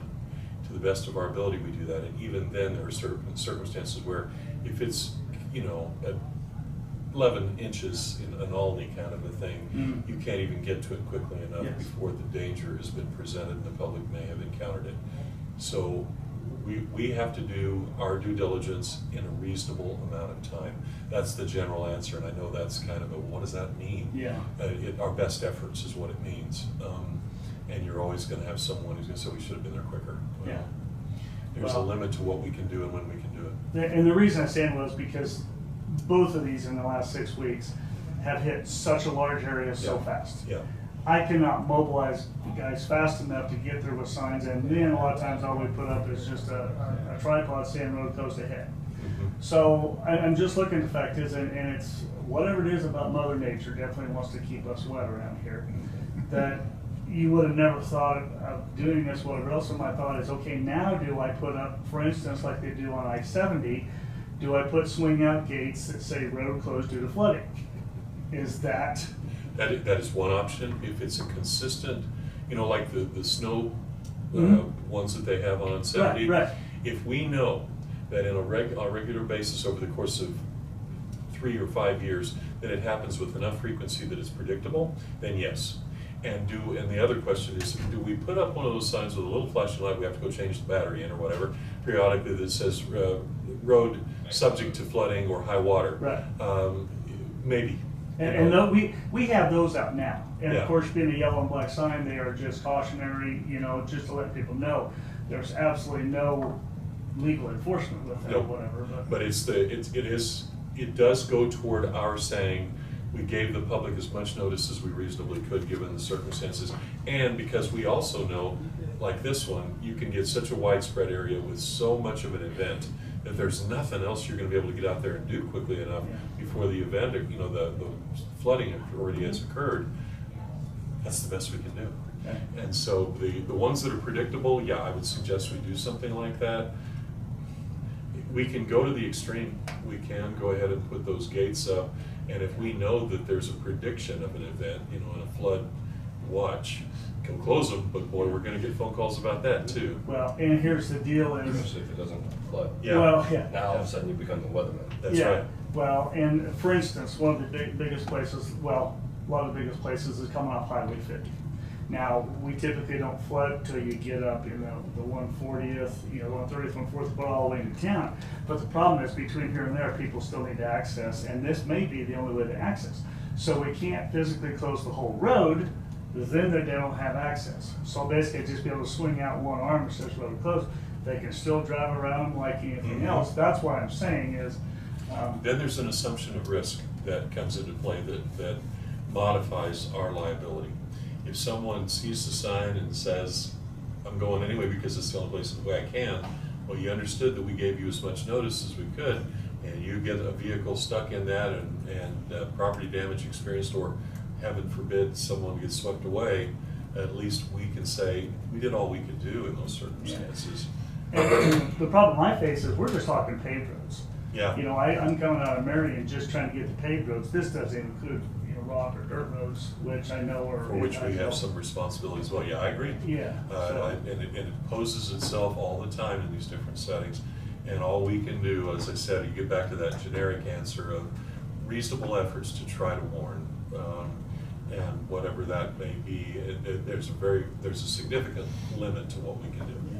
Well, and I'd actually thought about, okay, some of these areas, do we go out there and do we put type 3 barricades and lock them up to a fence or whatever else? Well, now I'm turning around and buying 200 barricades to sit out there because that's the problem. I can't get enough resources to one spot fast enough. So that's why I was thinking of these gates, and I don't know what it would be, but obviously we put up a gate, then it becomes an inherent liability because now we have something at the edge of the road that people can hit. And, I mean, it's just, I don't know. I'm just trying to come up with something, because these guys just run all over. You gotta maintain it. Well, yeah, I mean, but these guys just run all over, and you know, like you said, you like to go boom, everything's closed, but we can't do that. So. You can. What I've seen. You can have automated gates with Yeah. radio control. Yeah. It's a fairly inexpensive solution. I will put that on my budget for the next 10 years. But I thought you did. Yeah. 26 million. 26 million, yeah. You could put radio cameras on them too, so you Yeah. can see the conditions before you Yeah. close it. Yeah, okay. That Anyway, single bar, type yeah. is probably the best thing we can do. Well, and Thank you for bringing up 50, because I've got years of playing cop, playing fireman, playing ambulance man, doing this kind of stuff. Friday night, I left here shortly after 5:15 or 5, so I picked up some stuff here at the county office, and then I left. He knew better. And no, I didn't know better. I mean, I knew there was a lot of water, but I didn't know it was going to be overloaded at that, and it was already just started. But I probably was one of the last ones through it, and it wasn't, but you know, yay deep at that time. But it looked like a wall coming down through there. But then I went to Highway 50, and I set my truck, and I had a trailer on behind me, and I pinched that off of Highway 50 down to where they had to get clear in the ditch to come this way. They still do. Yes. I mean, and it was pouring down rain, and I'm standing out there trying to get them to stop. They would not stop for me. There's all local They people was, too. and it was our people wanting to get home of a night. Finally, 5 or 6 of them thanked me when they'd stop, but some people does not. Yeah, I mean, no matter what you do, does not stop. And It's just like when it gets icy. Yeah. You shouldn't travel none of these north-south roads. You should always go through Florence. Whatever, yeah. I But mean, that's, it's just- you know, like I said, I want to do whatever I can, but I mean, how far can we get that way? And like I said, who would have thought that we've been getting these, I mean, to say that these are unusual anymore, they're getting to be the norm. I mean, we don't have rain unless it's at least 6 inches in an hour, you know?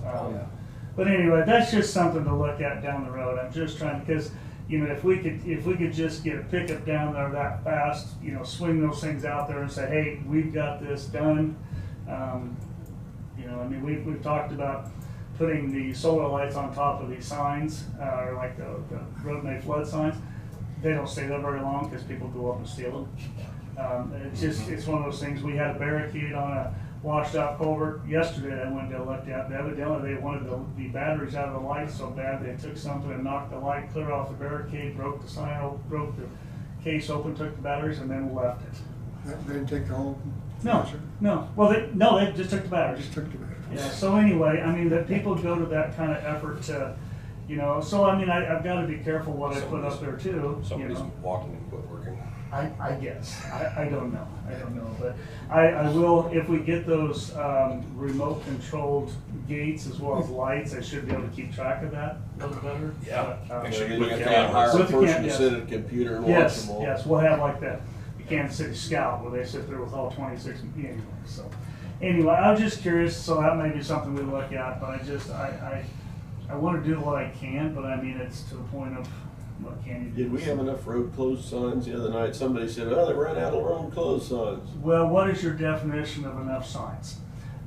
What we had, obviously we had the water rescue over on 90th, and we didn't have the barricades there, but we put up the 4x4 sign that said road closed ahead on the east side, but we couldn't get around to the west side either. And I even called McPherson County and said, can you guys go put some there at the county line? They said, no, we can't get there either. So when you look at that. But your definition though, Ken, is just what he just said. That's 90th and clear at the east side of the county. And we had a path right through the middle of the county that got this large amount of rain. And there was roads everywhere, all the way through the whole county. And so I don't know what the amount of roads and closed signs would be to. Well, and that's what I'm saying. It's just, and so that was my thought. Well, we'll just put some out there. It went down quick too. Oh, yeah. Yeah, it came up, came down, but so now we not only get the signs out there, but then once the water goes down, then we have to, yeah. So I don't know. I mean, I wish there was a good solution to it. I just don't know what it is. But I mean, this is something I think we need to look at because we know where we get the floods. I mean, south of town, you know, down there at the correction corner, those are major ones. Now, I don't know many people would ever remember the water across Kansas or across Indigo like we've had this year, but still, I mean, it has happened every year. Yeah, it goes over a little bit. Does it? And it's way down to the south end of that, closer to the bridge. But I've never seen it that far north. Yeah. Holy cow. Yeah. So, I mean, that's the other thing we look at. But anyway, it's just something for us to look at. Reasonableness is also established by pattern of conduct. It may be good for us to get on a listserv and get the surrounding counties, as many as we can get to respond to us. And what do you do? I've thought of that too. Because like I said, Friday night when Steve called me, and I actually was out driving around and looking things over, I actually called Chase County Superintendent. Said, sorry to ruin your weekend, but it's coming. He said, thanks. So I heard him on the radio Friday night. Said, hey, I'm putting out barricades. I was out again Saturday and heard him say, hey, we've got barricades dropped. So, I mean, trying to do the best to at least let him know it was coming. Yeah. Right, Cedar Point. Yeah. Yeah, you watched the mill. It went underwater. It always does, yeah. But anyway, so like I said, that's just stuff 24 that. hours after his married, his Cedar Point. Yeah, pretty much. That's what he said. But anyway, so I mean that's something for us to look at. But I guess hopefully, like you said, hopefully we never get into a situation where there's bodily injury and/or death from that. We've obviously, you could probably ask the two girls that went for the ride on 90th if they'll ever do that again, and I'm sure it's going to be no. For those of you that didn't see that car wrapped up into a tree, and it was touch and go with it for a while. I'd like to know whether they saw the water and then hit it, or whether they just decided to do it. Well, I don't know how you couldn't see the water. They said the water was several feet deep over the top of that road. I don't know when they went in it, or it was a fairly small car, so obviously if they hit it with any kind of speed, that may have made a difference too. I can't remember if it was before dark or after dark. I think it was, yeah. So, but anyway, and honestly, I'm the same way. I was out driving the roads, and your headlights only go so far. It's like, man, did we just pass that? Oh no, that's solid water going across the road, and you come screeching to a stop. So it's kind of like black ice. It's black water. You can't see it. Seems like it was maybe around 10. Okay. I can't say it will look better if the supervisor of the department doesn't end up having the county vehicle float away. Yes. Something. Yes. So Get suggest that caution. Yes. I've been through a couple of those already. So okay. So anyway, and the last thing I had was I've actually contacted a local contractor to try to get a budget number for them to do the basically the reclamation process we talked about, per mile, just a rough guess of what they would charge us compared to what, if we could fit into our schedule as compared to what our cost would be, just for information.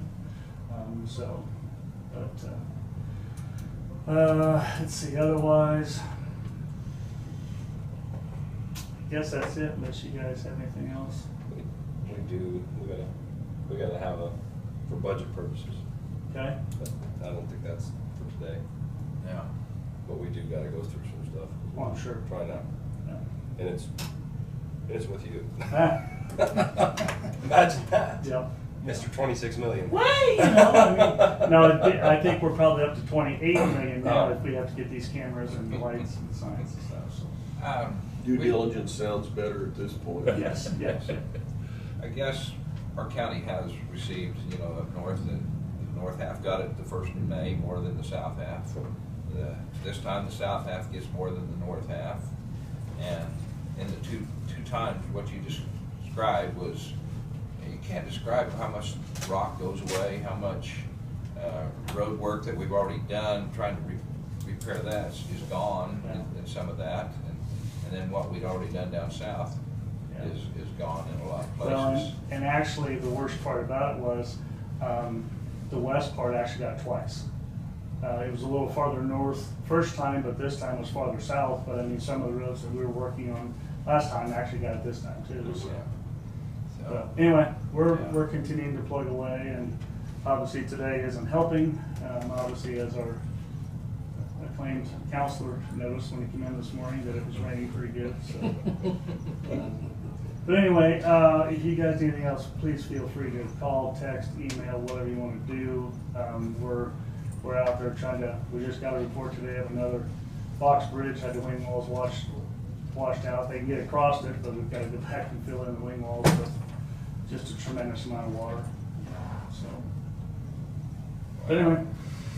And just another big thank you to your men that does, when you call them, that they answer you, and they work on the week after night. And that's the other thing too, is when you call them late at night or in the middle of the night, I mean, first of all, they're real, if they answer, they're a little groggy, and then trying to get them back into the work. And then, like I said, when we mobilize out of Marion and we have to drive 25 miles in either direction to put up barricades, it's very frustrating, but that's. One of your employees talked to me at about, when I got home at about 6 o'clock down there.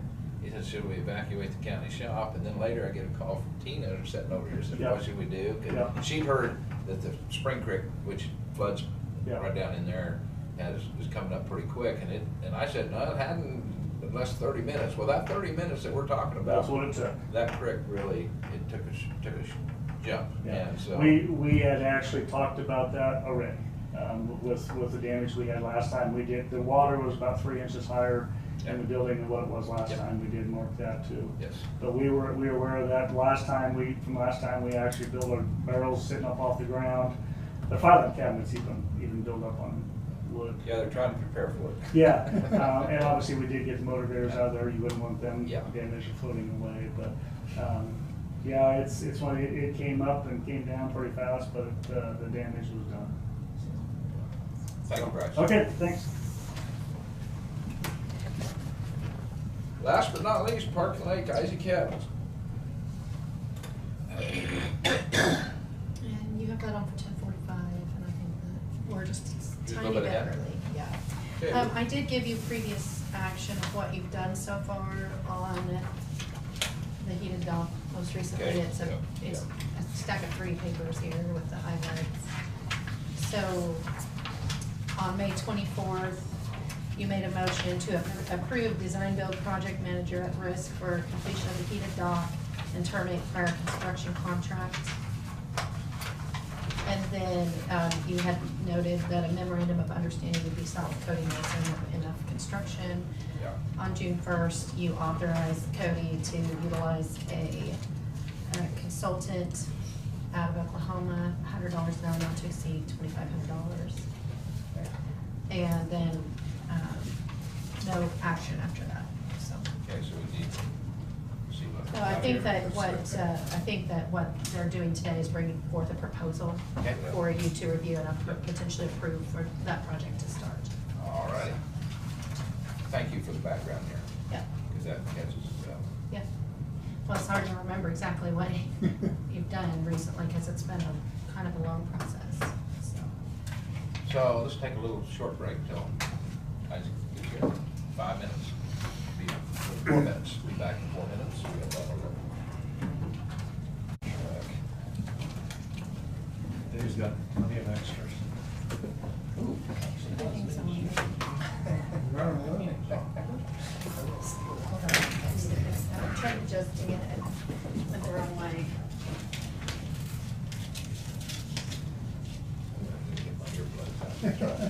She got it on Kent level. Well,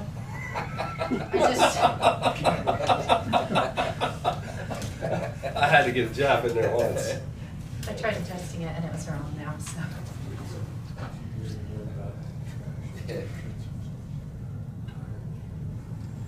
they just, you know, don't have enough help. I picked up a bunch Saturday morning that was in the road. Somebody, about 6 picture frames must have fell off of somebody's truck and glass. Picked up a couple trash bags that lay in there. One was peeled off the road. Bryce just sent me a message. He forgot to give you the FEMA update. He says Category A was submitted to FEMA and Category C should be submitted by mid-July. Category A was emergency traffic control, and Category C was all the damaged roads and culverts. He was gonna talk about paving.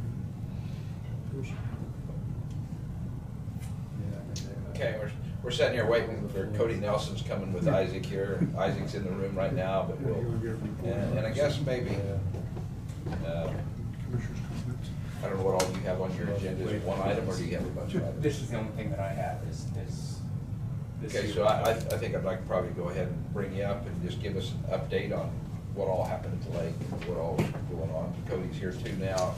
At some time, just give us an update of what all due to the storm. Okay. Yeah. Yep. So now we'll go ahead with Isaac and let him take off here. Him and Cody, whatever you have. So, Just here to answer questions. okay.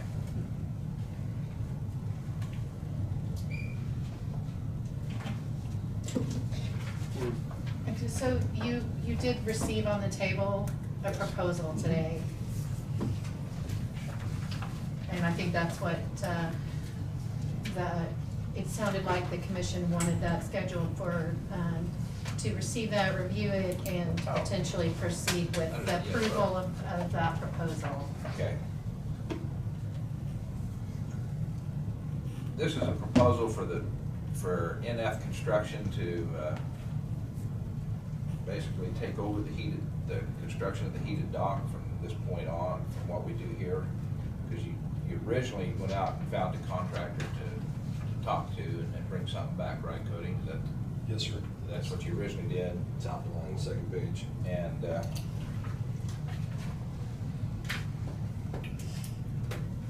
so now we have a budget proposal here for the county lake heated dock. Give us just a rundown, Cody, of where this would take us from start to finish of what you proposed to us here. As far as the lay of the construction work? Yes, yeah. So this basically encompasses everything. I'll work with this gentleman out of Missouri. I eliminated the consulting cost because he's gonna just help us out as part of his cost.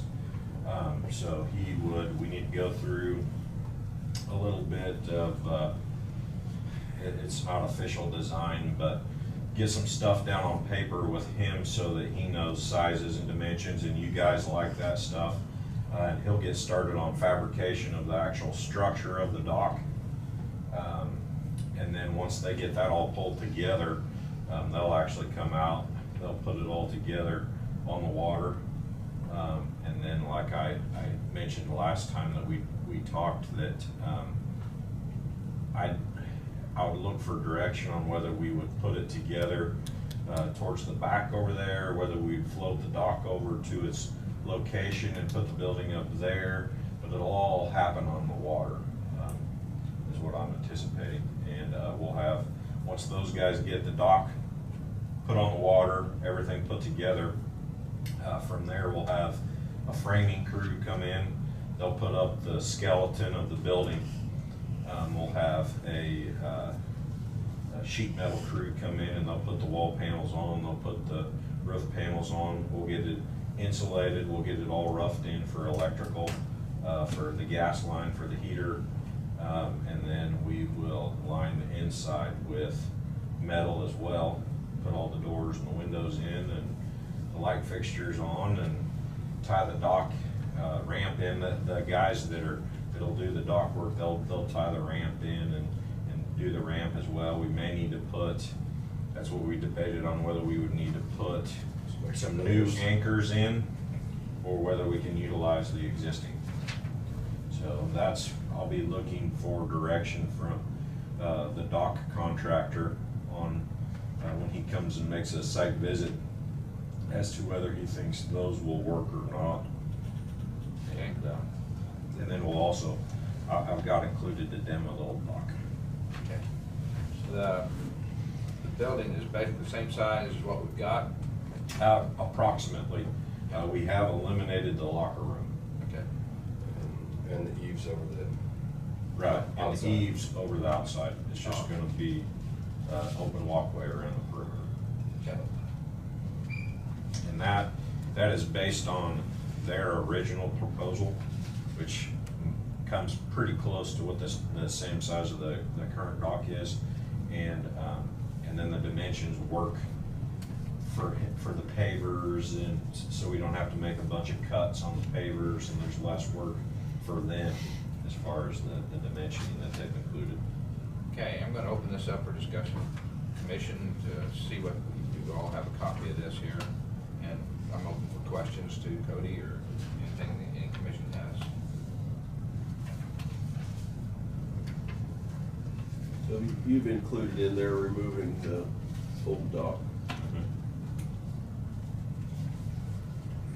And keep in mind, those are budgets, so, you know, if things come in cheaper, savings goes back to you guys. I guess it would be up to us to decide if we can scrap that thing somehow, if somebody can cut it out. They're removing it though, right? Yeah. He's got a price in there in case we come up, if we don't come up with something different. Oh, okay. He's got it, yeah. Okay.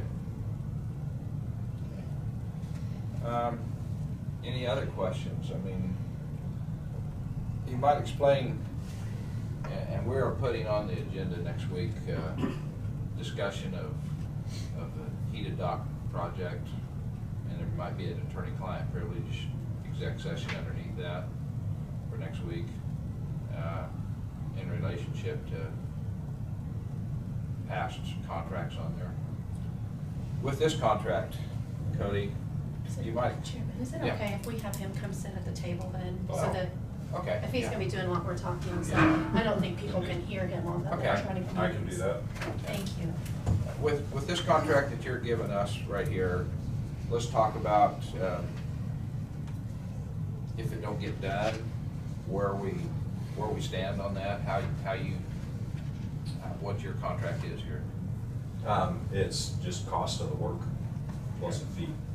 Right. So, If it doesn't you know, if we don't move forward with something, or we get to a point and we stop, I'll provide the receipts of the cost of the work and the fee associated with it, and that's what we owe at that point.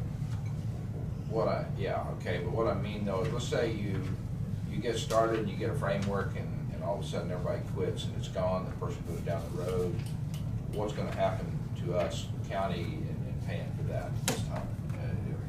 Is that on you, or is that? Like, as far as like if a contractor bails? Yeah. Yeah, I've gotta figure out, how to get it taken care of. Yeah, That's what the bond covers with it. That's what the bond comes in. Well, Right. that's what I'm trying to Right. get where. My contract will be, you know, provide a product to you guys, all the subcontracts and costs are under my hat, so Okay. if somebody walks away, it's my responsibility to figure out how to resolve that and take care of it. I just want to talk about it, everybody playing on that, okay? Thank you for that, I just want to make sure it's all out in the open here, what's going on. Total cost comes in at the bottom line figure of, with the bond at $369,084. Right, so the budget line item there is the total of the cost of the work, and I gave an ad of, I believe it was 7,000. Yeah, 72237. Yep, Yes. yes, so whatever those two numbers equal. Okay, yeah. Okay, you got the 361,847 for the building, then the bond is $7,237, and then the total cost is $369,084.95. Right, and that's a fluctuating target, just like everything else. If, you know, the final dollar amount comes in less, we'll be reimbursed on the bond as well. Okay. So it's all figurative of the cost of the work. Any other final questions? This is basically a guaranteed maximum price contingent upon material I wouldn't, fluctuations. right, I wouldn't call it a GMP, but I'm trying to be conservative so that we don't go over budget. It's not actually a GMP, but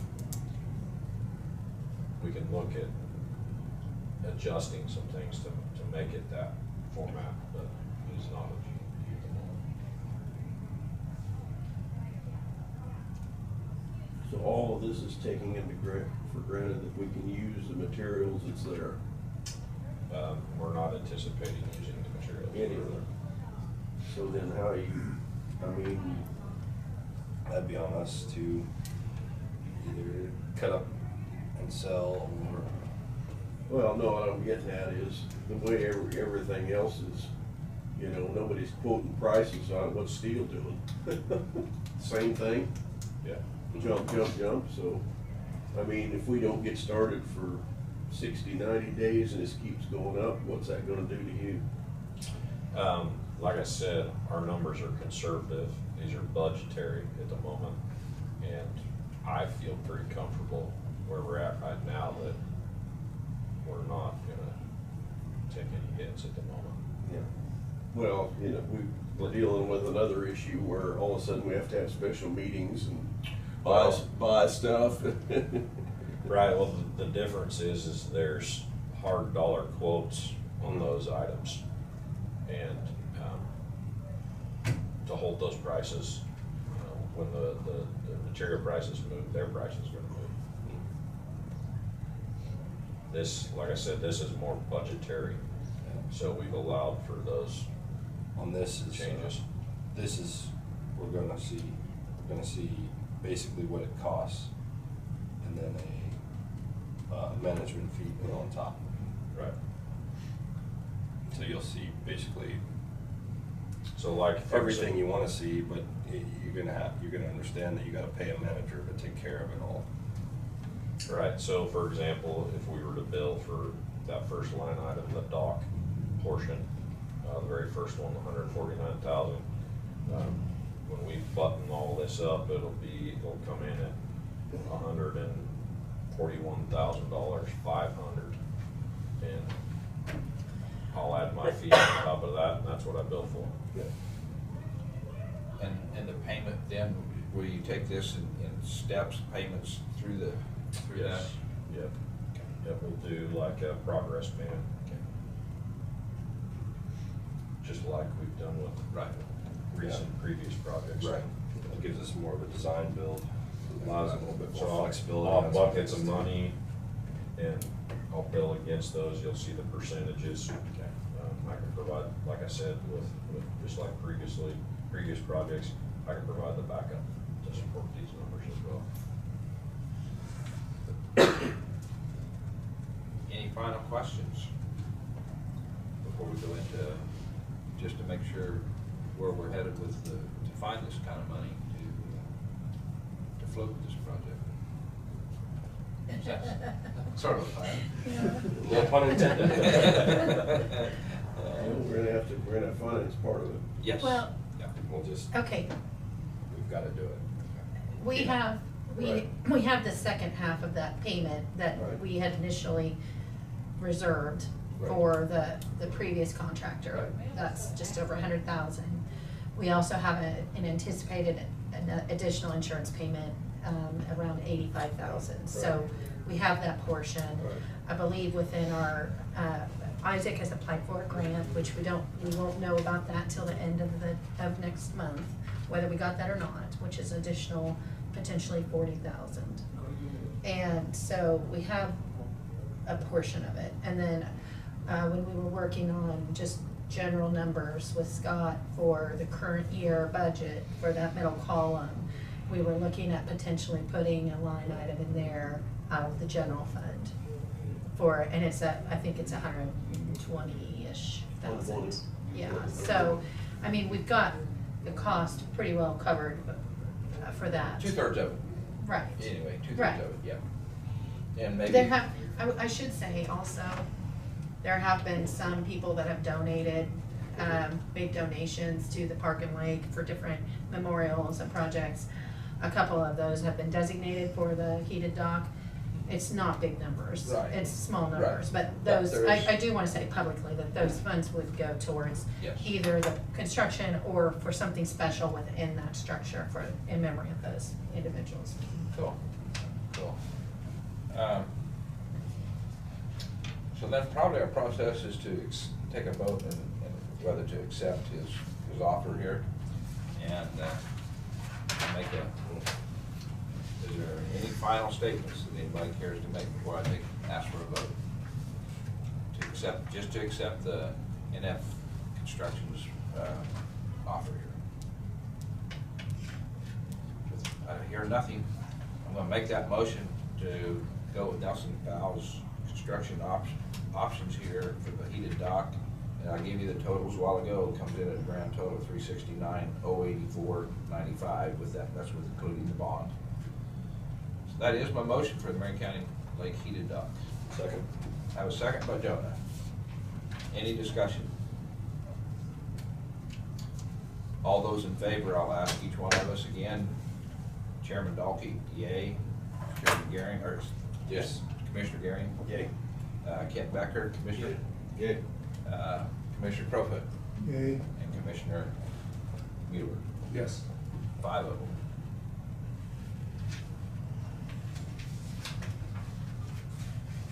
I think the next step then is that we'll receive a contract agreement like you have before, and that'll be reviewed by legal counsel and That gets you approved. where you need to be to present, get things rolled out. Just for record, it'll be a match of the EMS project contract. Oh, okay.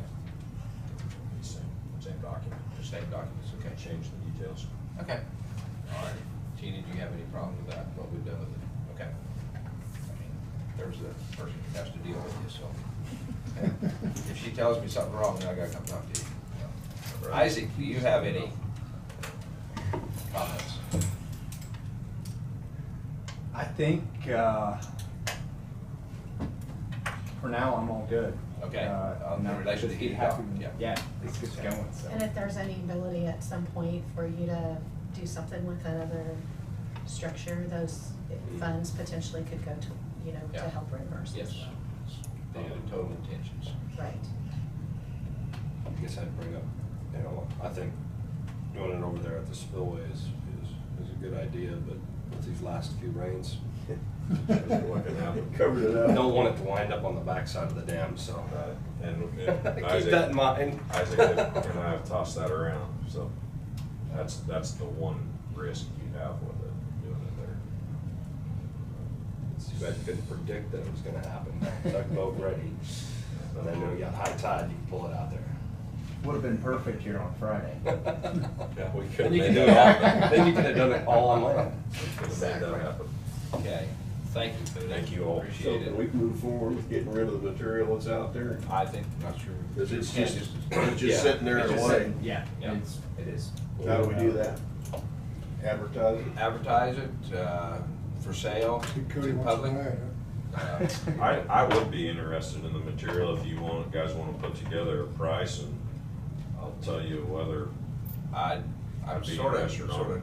Cody, I'd like to do that, but I think the commission needs to think about that there's other public out there too. Sure. And I appreciate Understand. your offer of that. We just do So a sealed bid. you can do that. Closed bid or. Closed bid, whatever, you know. That'd be the easiest. There's ways, just so you notify the public that it's there.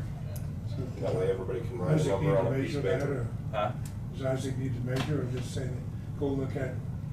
We got an idea We how much need is to know there. what we have, yeah, I think having a photo would be good too. yes, yeah. Wash your mud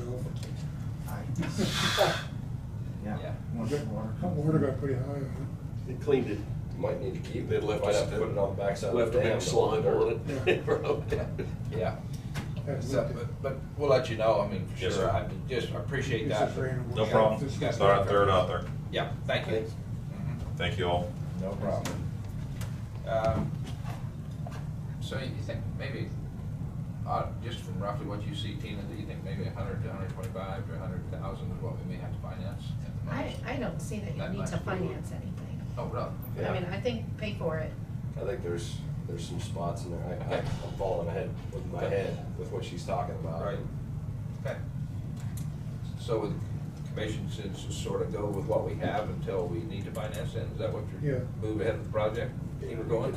Okay. Decide that later. Okay. Good. Yeah. All righty. Cause Thank you, I Tina, just for your couldn't input. find ways to save us lots of money. Okay. We've already put the discussion with the lawyers next week about the project that we've done so far. That's on next week's agenda. I think I just guess that I'd like to ask, I have not had a chance to get out and see what all's happened to the backside of the dam. Appreciate that, and I didn't know whether you have a camera that you can bring pictures in. So I actually have it all documented Okay. already. Good. I can send that Okay. over to the commissioners, I can send it over to you, Tina. Well, I don't know if, maybe other people can get out there. I'm gonna get out there sometime. I've seen it. Have you? Okay. So, Yeah, and I know, there's a state engineer out Monday morning. He came out and took a bunch of pictures. It sounds like he's gonna be getting back to us on, I know, short, really brief discussion that we had after he came out. It was the same gentleman that last inspected the dam. Really what he said, when that dam was built, code was way different than what it is now. I mean, it's been forever. Pretty much his big concern is that the dam as it is right now, it's way too steep. That was his first concern by looking at it. He thinks that's what actually ended up causing this. He said, for the amount of rain we got and everything, he said it could have been worse, but he thinks that's really where the problem occurred there, was just that the steepness of the backside of the dam. What they're gonna do to repair that or propose in order to fix it, I do not know yet. He said that they were gonna discuss that and get back to us. I know he's been talking with Randy Frank as well. I have not heard anything back since he came out Monday. But we do have pictures and documentation. I know I talked to you guys, I think that was just Monday, about some of the other stuff. I know the roads out there got really, really bad. They're not made to really handle rain like we had. There's not a lot of runoff area there, so a lot of that gravel ended up washing, on the residential side, a lot of it ended up washing down on the lake shore, and on our side, a lot of the gravel ended up just washing out into the grass and stuff like that. I did go around after the meeting on Monday, and I photographed all of that washout areas, the roadways there. We did have 3 really big trees fall down. 2 of them we've got all cleaned up and hauled off. One of them down by the low water bridge is down. The waters receded enough that we went down and started on that yesterday. I don't know what, it's just been raining on and off all day today too. We did get a dump truck from Road and Bridge. They said that we could use that to try to help with our situation. We haven't got started on that yet either, just because it just keeps raining. We were looking at it, I have a feeling it's gonna take us at least about 10 loads, and we're just gonna try to make it manageable. Cause I know there's a couple of the roads out there right now that I wouldn't wanna drive on. this is our lake roads. This is not- lake not- roads. Not in between the cabins and the That is houses. correct, no. This is around our lake to Yes, get around yeah, on. this is our, and Lakeshore really held up well. Good. But it's the gravel roads on the inside. Yeah, and then there's some of them there that are just absolutely awful. And so we're just gonna try to make them to the point where at least people can drive on them without having to worry about flat tires, that kind of thing. I guess we'll see what the weather does over the next couple of I days. just get with Road and Bridge, what kind of rock do they want you to use and stuff, put back in some of those washouts. I'm dealing with a cemetery down at Peabody where J.L. Unruh told me that they put us in a great big 2-inch rock, and then he wants us to cover it with a KG&E rock to get Okay. a top on it. Okay. He advised to do that for our washouts down there that we have, so. Okay, and I have talked to Bryce about it a little Okay. bit too. Bryce actually came out Saturday after the rain on Friday, and we went around and looked at some stuff. I think we might need some help from him as well, or from somebody on that big tree down by the low water bridge. I don't think our tractor's gonna be able to handle it. And there was another big tree down there that was already in the water, that when the water came up, it moved, and we're gonna have to get it out of there too. Okay. The water's slowly coming down. We've been going out every day and cleaning out that tower just to try to keep it dry. Keep it dry. And once, we're gonna go and do some more stuff today, but now the ground is all soft again. And when we get the tractor down there, it ends No, up you can't. honestly tearing things up more Yep. than helping. So we'll just play it by ear and continue cleaning it up as much as we can. I've taken pictures of pretty much everything from the trees to the roads to the backside of that dam there. And I can send those over in an email. Yeah, you keep them, unless Okay. some commissioner wanted to look at them. Okay. But yeah, we'll continue to clean all that up. It's gonna be a little task. We got all the main things done. That dam's gonna be something that TBD, I guess, what they think they're gonna have to do to get that fixed. Major project. Yeah, it sounds like it is gonna be a major project, and just from the, we didn't talk for long after he inspected that, but he did say it's not good, so. You might get with Bryce, this might be a FEMA thing, so make sure you're recording it so FEMA knows everything. Okay. Yeah, it's a check. So I think hopefully it will help.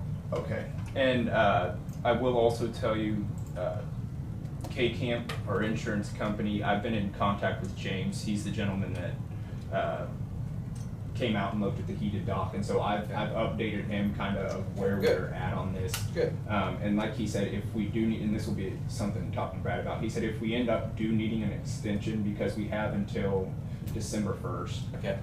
If we need to do that, that is something that they are willing to listen to. But he said besides that, just kind of keep them updated on what's happening. So Tina will pass that right on to you to do that. I'm quite sure she will. So, but you might include her so that she's got record of it. Perfect. That you have done. Yep. Yeah, we talk. Okay. Good. Okay. Any other commission questions? What time does the festivity start on? 6 o'clock on Saturday. That's when they start feeding? Yes, that's when the food will start, and that's when the concert will start, and then they're gonna play from 6 to 9. We planned on using the stage, our bluegrass stage. I talked to the band here this morning, depending on where the water level's at, because right now it's still up over the steps up to the stage. It's coming down pretty quick since that tower's cleaned out. He said he's gonna come out Friday. We might actually end up moving them from the stage up to in front of the building there by the lake hall. That I kind of told them, I'll leave that up to them. I don't know if they want carrying their sound equipment and all that stuff through the water. So if we can get it down enough by Saturday, which I really think we'll be able to, it will happen one way or another. It's either going to be at the stage there or up in front of the Who's the band? The Justice Band, they're local here.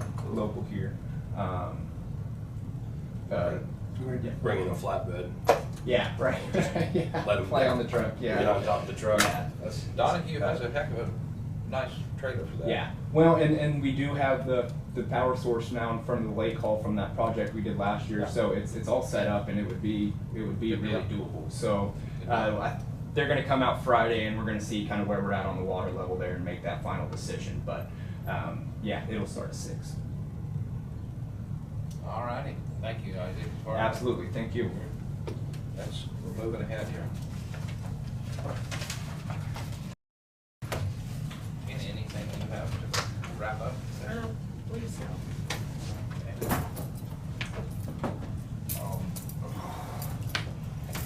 Go back to public comments again to finish this meeting up. No public in the building. How about online? We got one person I don't recognize, so. Nobody has unmuted their microphone. Okay. With nobody unmuting and saying anything, go to commission comments. Dave, you. Well, obviously, we don't have enough on the plate or agenda, so got a couple things to add. First is a question. Ramona residents are really upset about the trains blocking the sidings that have been for years, but now with the 2-mile-long trains, it's at least an hour every day. I guess my question to you is for a future agenda item, whether it be Tuesday or whenever we want to do it. Do you want someone for Ramona to come down and make a presentation, or are you all right with me making a presentation? Does everybody know what he's talking about? There's sidings there, but their ask is first like a letter of support or something to the railroad and then to a congressional delegation. The second ask is for a half-mile of rock to help for the bypass to get around. And that's what, I'm just doing a preliminary here.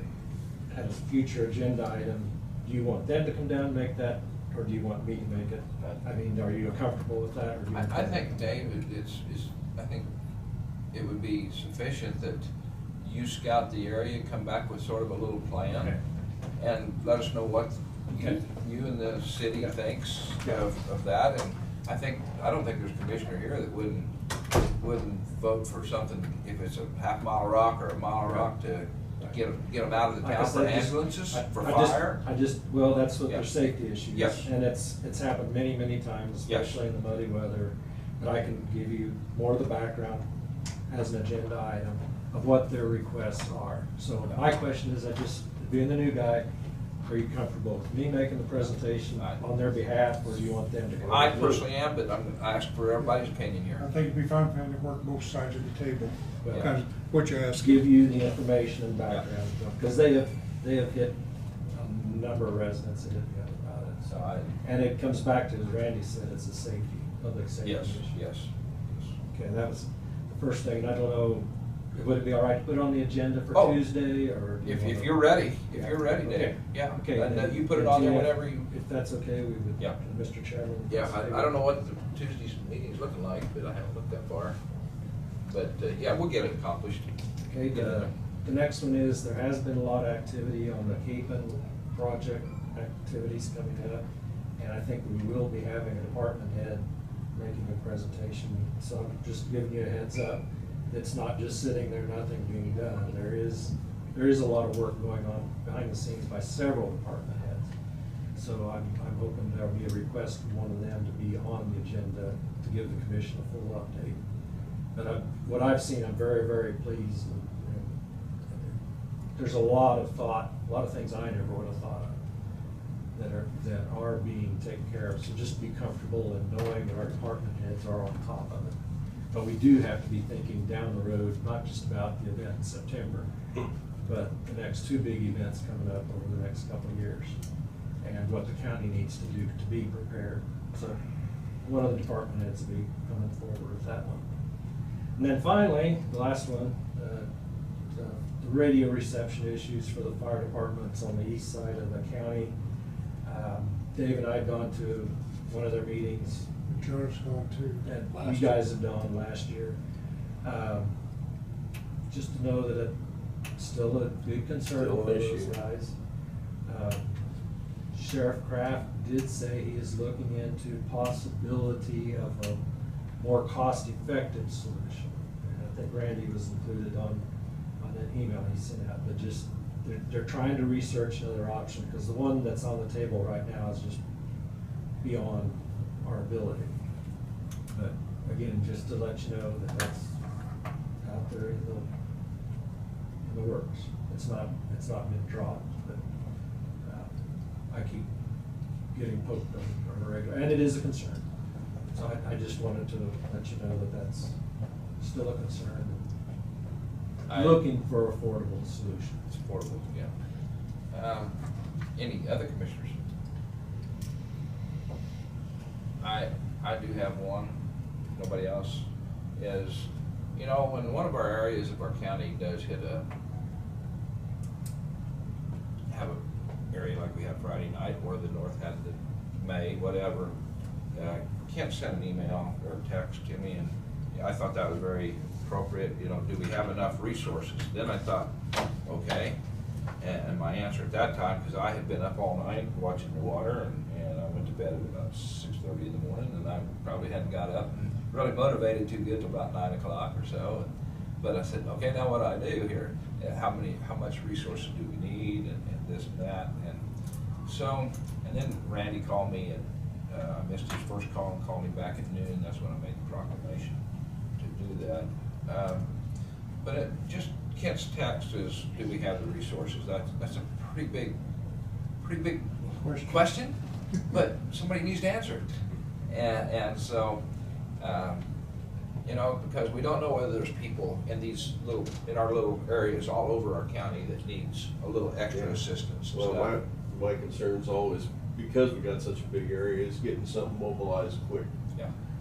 I remember when Durham started to flood, we weren't sure, but we knew that we needed to have a county resource there with material and Randy Frank up there with the sandbags and all that stuff. And you can't just sit there and say, well, is it gonna do it or is it? and Tina had a big part in Peabody and of sandbagging and stuff, and she just loves to do it, she said. And so, and that was Friday night, I believe, right, Tina? And there were some other people too, and the community did pull together for that. And but there's one item right now, and I don't know.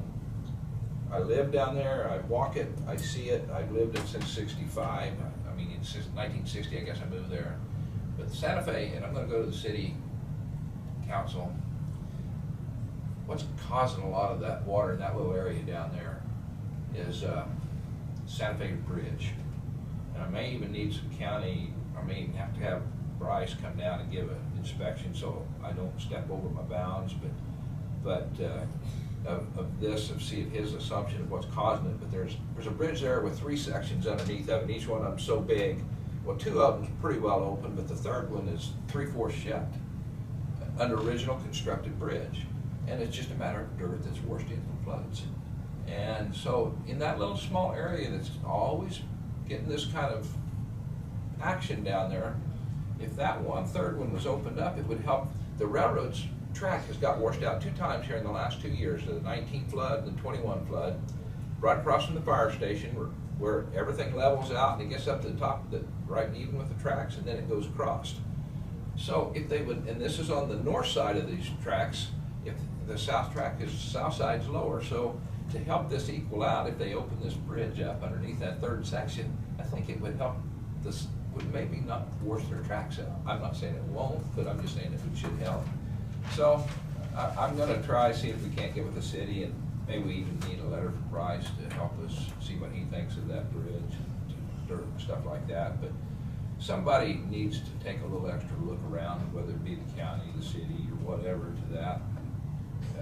Sort of, sometimes things just don't get to the people that needs to be, just follow up. So I will try doing some of that this time, helping out whatever I can do.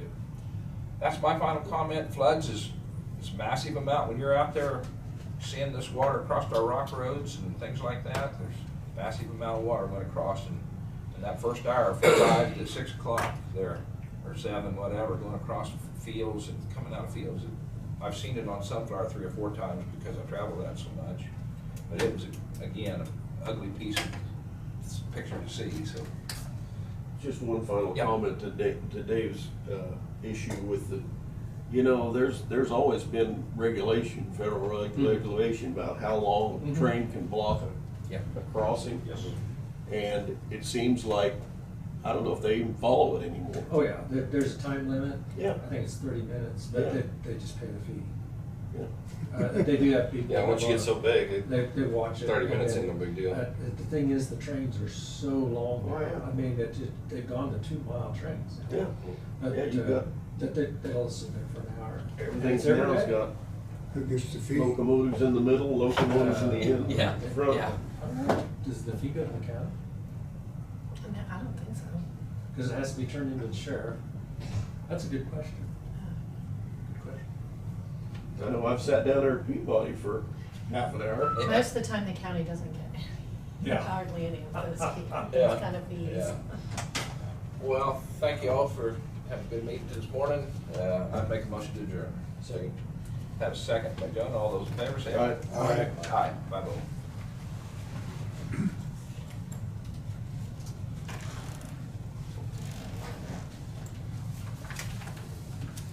Randy, I did see Randy Frank down in Florence about 9 o'clock Saturday.